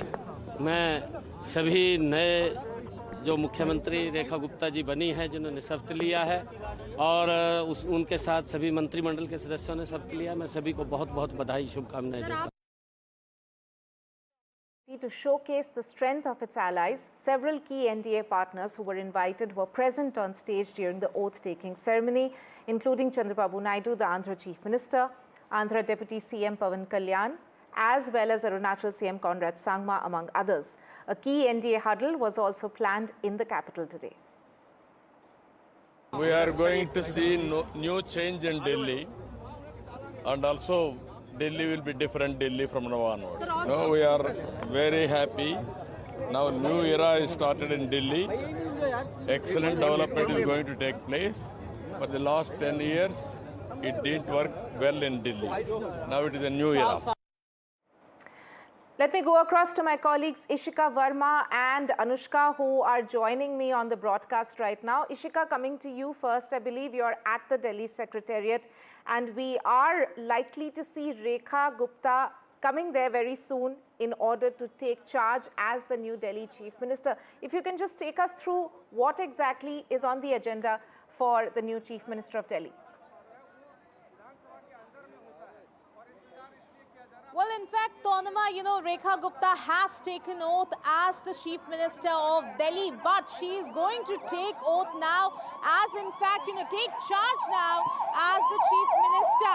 Here you can see her convoy has just arrived here at the Delhi Secretariat. We are showing you the live visuals, and, with her are the other cabinet ministers as well who have taken oath today. We just saw Manjinder Singh Sirsa. We saw, the other leaders also right now just arriving at the Delhi Secretariat. So right now, Rekha Gupta is going to take charge of the Chief Minister's office, and along with her, will be the 6 cabinet ministers who will also be taking charge. Now, certainly the portfolio has not been distributed yet. We are assuming that, in fact, after this, there will be the portfolio distribution among these 6 ministers. But let me tell you that today, if we talk about the schedule of the new chief minister, that is certainly very, busy one, because after this, Rekha Gupta and all the cabinet ministers will be heading to Yamuna Ghat, because remember, Yamuna was one of the highlight of the BJP's campaign in this election. This was, in fact, the pitch in which they were attacking Arvind Kejriwal and the Aam Aadmi Party. So today, in fact, all this new cabinet, this new BJP government in Delhi will be going to Yamuna to do the aarti there, and in fact also taking the pledge to clean the Yamuna in these 5 years. So certainly that will be a very interesting picture to see. Apart from that, at 7 p.m. is what we are expecting. The very first cabinet meeting of this newly formed government will take place. There are a lot of agendas on the table for that, but the primary focus will certainly be on the healthcare sector. Number one, the implementation of the Ayushman scheme, which they have been promising even in the manifesto. Today, in fact, there will be the cabinet, meeting over that as well. Apart from that, the Mohalla clinics, which were the flagship of the Aam Aadmi Party government, there also, the discussion will be on changing the name and also the renovation of it. Remains to be seen that will they also be launching an investigation over that as they had promised in their manifesto or not. But we just showed you the visuals. The ministers, the chief minister has also gone inside now. She'll be taking charge at the Chief Minister's office here at the Delhi Secretariat. Over to you. Right, Ishika, as you were mentioning, that there is already a lot lined up for Rekha Gupta today. She is going to, of course, as you mentioned, look at ensuring or implementing Ayushman Bharat scheme in Delhi, something which the BJP has always claimed was blocked by the Aam Aadmi Party from implementation in the national capital. Also, the Yamuna cleanup plan, that is already, the work on that front had already started, but we're going to see the New Delhi cabinet along with the chief minister going to Yamuna in just a few hours from now. So take us through, it's the first 100 days of any new government which always becomes important. The first 100 days is on the basis of which the new government is judged in a lot of ways as to whether or not they are moving on course along with the campaign promises. So any sort of information, source-based information that we have as of now as to what could be on top of Rekha Gupta's agenda to start her Vikas plan in the national capital. We're not just talking about today, but in the first 3 months or so, what could we be looking at could be BJP's or the New Delhi Chief Minister's top focus for the national capital? Well, in fact, Tonima, as you very rightly mentioned, the first 100 days of the government is always important, and that is the case with even this government. Now, if we talk about, what is the planning, rather the blueprint of it, well, even before, the government was formed, the Chief Secretary had already called for a meeting with all the departments here and had asked them to, in fact, submit a report as to what will be their action plan for the next 100 days. The priority over, in this list is certainly the implementation of the Ayushman Yojana scheme. Remember that BJP, in fact, had been saying that this is a big scheme that would benefit a large number of people, but the Aam Aadmi Party, government, when it was there, was the speed breaker here, is what they used to say, but now that is gone. So now the focus of, the BJP government here in Delhi is on the implementation of the Ayushman scheme in Delhi's hospitals. So that is also, the primary focus in the 100-day plan. Apart from that, certainly, Yamuna cleaning is, another focus point of this government.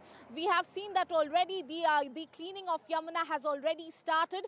At various ghats, the machines have already been deployed. So what will be the further strategy into cleaning the Yamuna, and will a deadline be set?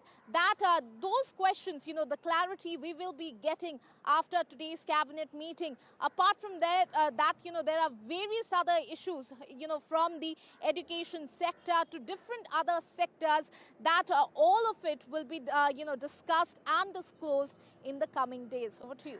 Right, Ishika, stay with us. I also have my colleague Tanushka, who is joining us from the venue where the NDA meeting was in fact held. A Prime Minister chaired that meeting with the NDA partners who were present on stage during the Delhi Chief Minister's oath-taking ceremony. Tanushka, so this was an opportunity taken by the BJP to also show off, flex its muscles a little bit in that sense, showing off its NDA strength with several key members of the alliance being there, including Chandrababu Naidu and Pawan Kalyan also being there. We are going to play out the sound bites that we have got with them today, besides the fact, of course, that several BJP chief ministers from other states were also present on stage today. So take us through, what we saw in terms of the display of strength by the BJP and the NDA today, both at the Ramlila Maidan and also at this venue where the meeting with the NDA partners was held. Right, precisely the fact that, Chief Ministers of NDA ruled states and someone who has been very key in the Lok Sabha elections as well, Chandrababu Naidu was present there amongst other Chief Ministers as well. Chief Minister of Rajasthan was also present there. Pawan Kalyan was also present there. Is now their presence not just at the oath-taking ceremony, but also at this post-oath-taking ceremony meeting, which was rather, a more small, intimate affair with a lesser number of people, of course, and with the Prime Minister, with the newly elected and newly oath-taken Chief Minister and the 6th Council of Ministers, and the big wigs of the NDA ruled states does give out a very strong message at this point that the BJP wants to make it very clear that they are in the capital after long wait of 27 years. They've now reigned back the capital, and they want to make this message very clear across the country as well, that this time round, of course, in bringing in a female chief ministerial face as well has been quite a very power move as well from their point as well. So this NDA meet also that went down, of course there will be a cabinet meeting later in the day as well, was also, so this NDA meeting was also very crucial to give across this sort of a message allies as well. It's such an important key day for Delhi, for the capital, with the oath-taking ceremony of the Chief Minister. Right, Tanushka and Ishika there joining us on the broadcast, giving us an update on what's happening at the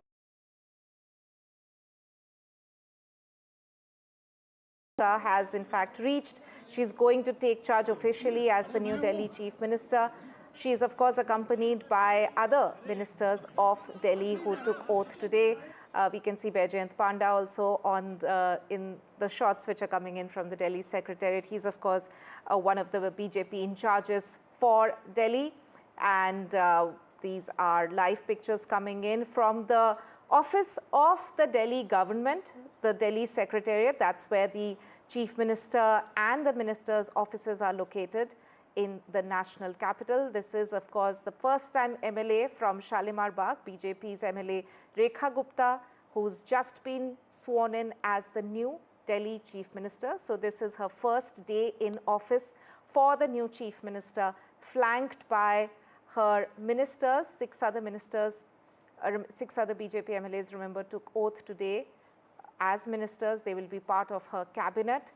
And we know, of course, as my colleague Ishika was mentioning, that right on the very first day, the new Chief Minister is going to focus on implementing the Ayushman Bharat scheme in Delhi. But returning to what we were talking about just a short while back, there was also a mega show of strength by the NDA, by the BJP's NDA partners who were also present during the oath-taking ceremony, one of them being Pawan Kalyan, the Andhra Pradesh Deputy Chief Minister. My colleague Anushka spoke to him exclusively. Take a look at this. There was a meeting inside, all the NDA members were present. What all did you guys talk about? No, it's not about, it's just a simple luncheon meet. That's it, just simple sharing the hard work to let the success, whatever the success happen, and the amount of hard work which had been done before. and simple sharing good things. That's it. We are seeing a women chief minister being made in Delhi. How do you see that? Oh, that is an amazing thing. That too, first time MLA, and that too, it shows the BJP leadership really recognizes people without with no background. What you need is a dedicated hard work. I mean, dedication and hard work can take you to places. That's what Rekha Gupta's chief ministership position has conveyed. Any big decisions that were taken that you guys talked about? No, not as of now. Right, so these are, of course, as I mentioned, the live pictures of Rekha Gupta, who just has been sworn in as the New Delhi Chief Minister. We also saw the Prime Minister.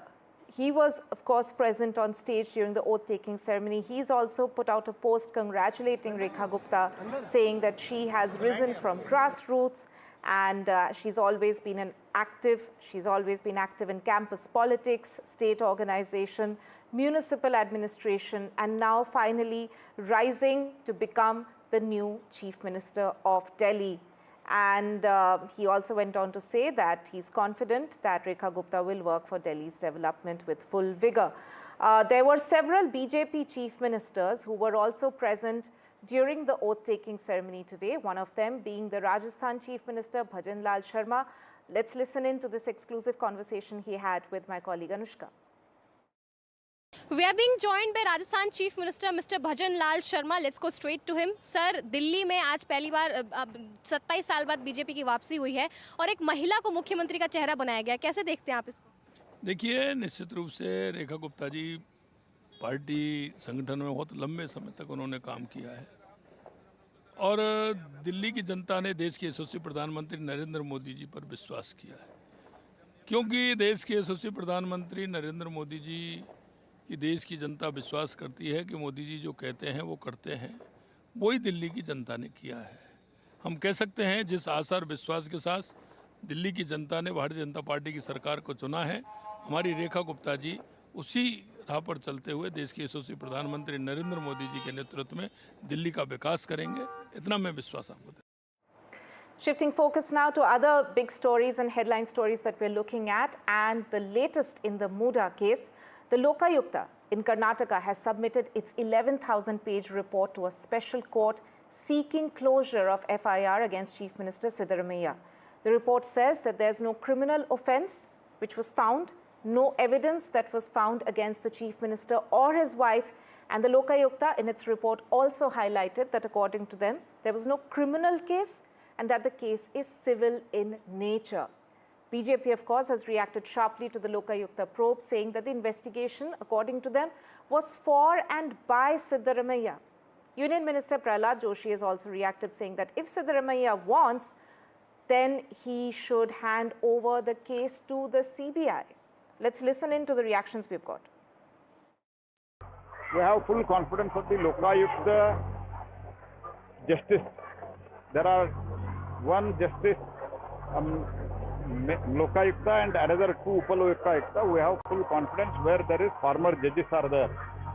Whereas the others, means police officers who have investigated, they have been transferred, appointed, given posting by the same Siddaramaiah. We cannot expect fair inquiry into that. So this is a eyewash. I would only suggest if Mr. Siddaramaiah wants to come clean, either he should hand it over to CBI, otherwise High Court monitoring investigation should be done. When they want, if they get a judgment or reports in their favor, whatever they feel, then they'll appreciate Lokayukta. It's always the case, we have seen. And Lokayukta definitely have done their job. Because of whatever reasons, maybe lack of evidences or maybe, there are no findings. I don't know exactly. I have not seen the report or judgment. But, definitely they have taken, according to the law. To discuss this further, I'm joined on the broadcast by Prashant GS of the BJP in Karnataka and Shatabi Shivanna of the Congress in Karnataka. Thank you to both of you for joining me on the show. Coming to you first, Prashant, we've seen, of course, Prahlad Joshi's comment there saying that if Siddaramaiah really is confident that he has nothing to hide, then he should hand over the probe to the CBI or have a court-monitored investigation. Why so much doubt? Why this, why is there still a lot of questions being raised now by the BJP after the Lokayukta has conducted a 4-month-long investigation and said there's no evidence that they have found? Let me set the facts right. As an institution, Lokayukta is good. But now, if you look into the circumstances that led to the way investigation was done, Sidramaya gave time of 2 hours to the investigating agency, saying that out of a schedule, he had earmarked 10 a.m. to 12 p.m. for the investigators to ask him questions, which means all of us know in what mode and manner the questioning was done to Sidramaya. And the bizarre part is, the complainant, Mr. Snehamayi Krishna, is on record stating that he was never even called for the inquiry, not any documents sought by him, and now they are filing a B report stating that there is not enough evidence. What sort of investigation are you talking about? And if CM wants to pat his own back by saying that there's a clean sheet by Lokayukta, let him actually stand up to this and say, look, now I will face the probe of CBI and ED also if required, so that now he is very confident that he's clean. Let the central agencies probe it. Let's see whether the findings would be the same. This is not the case, because when the complainant himself is stating that documents have not been sought for, on what basis was the investigation done? What documents were verified?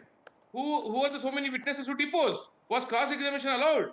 Nothing. All this have to be answered. So therefore, we are not pretty sure as to how the investigation has been done. All right. Shatabi Shivanna, you heard what Prashant GS had to say and you heard what Prahlad Joshi had to say, in a way both echoing the same sentiments, that if there is nothing to lose for Siddaramaiah, if it is indeed true that there is no evidence to be found, then let the central agencies investigate. What's wrong with that? Firstly, I would like to start off by saying that there was a gross attempt and a criminal conspiracy that was hatched to besmirch the impeccable reputation and to tarnish the character of the Honorable Chief Minister at the hands of the opposition party as well as the complainant that now stands exposed. And most importantly, let me state that rule of law has been established in this country and our belief in the rule of law has been reaffirmed. Let me give you set some facts right. Now, initially, the Honorable Governor passes an order saying he gives prior approval to investigate.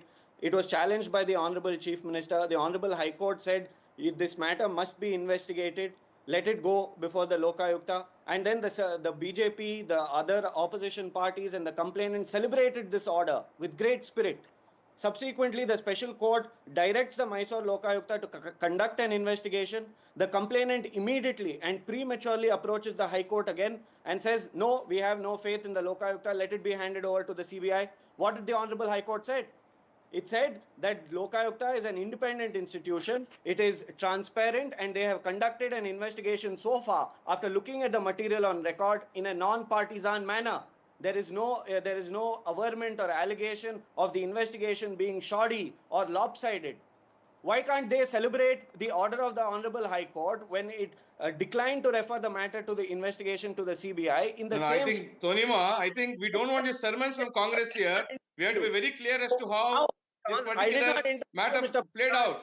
We are not here to listen to discourses by Congress spokespersons here. You are supposed to talk law. You are supposed to talk facts. It is not. Very less time on the. We have very less time on the show. We do not want. We want to have. Please. We do not want anyone shouting over the other person. Coming back to you, Prashant GS. So what Shatabi Shivanna is also trying to say, that there was an investigation done and these are all allegations which have been leveled. So the complainant has the right to move court.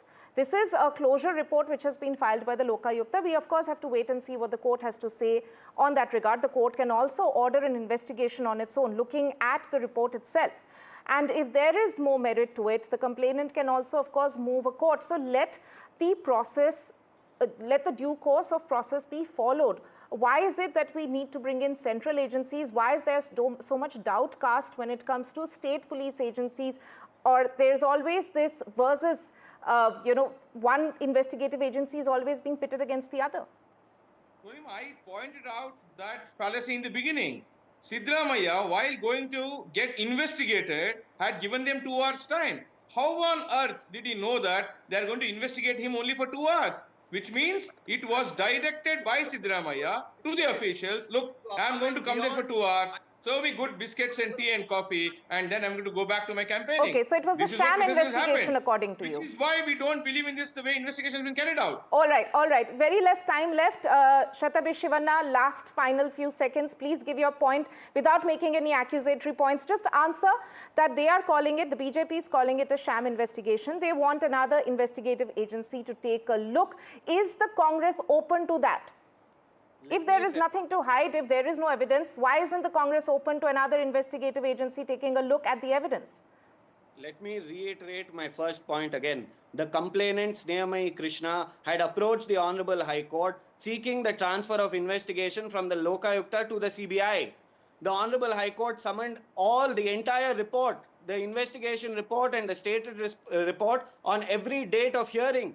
And after looking at the material, when the High Court is saying That is the point. The complainant makes a statement that he has not been called for to submit documents at all. When the complainant is not submitting documents... Let him finish his point. All right, let him finish his point quickly. Shatabi Shivanna, last few seconds. Let Shivanna finish his point, yeah.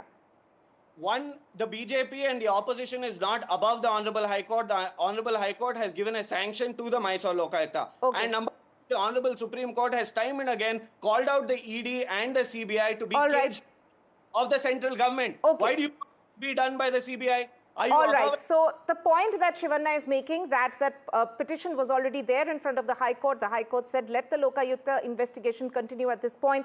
But which way will the legal proceedings go from here? We'll have to see and wait what the court has to say on the closure report submitted by the Lokayukta. The closure report, of course, brings relief to the Karnataka Chief Minister in the Muda case. We'll have to leave it there for now. Prashant GS and Shatabi Shivanna, thank you so much for joining me on the broadcast on this very important topic. We'll be heading into a short break at this point, but more news and updates continue right here on NDTV.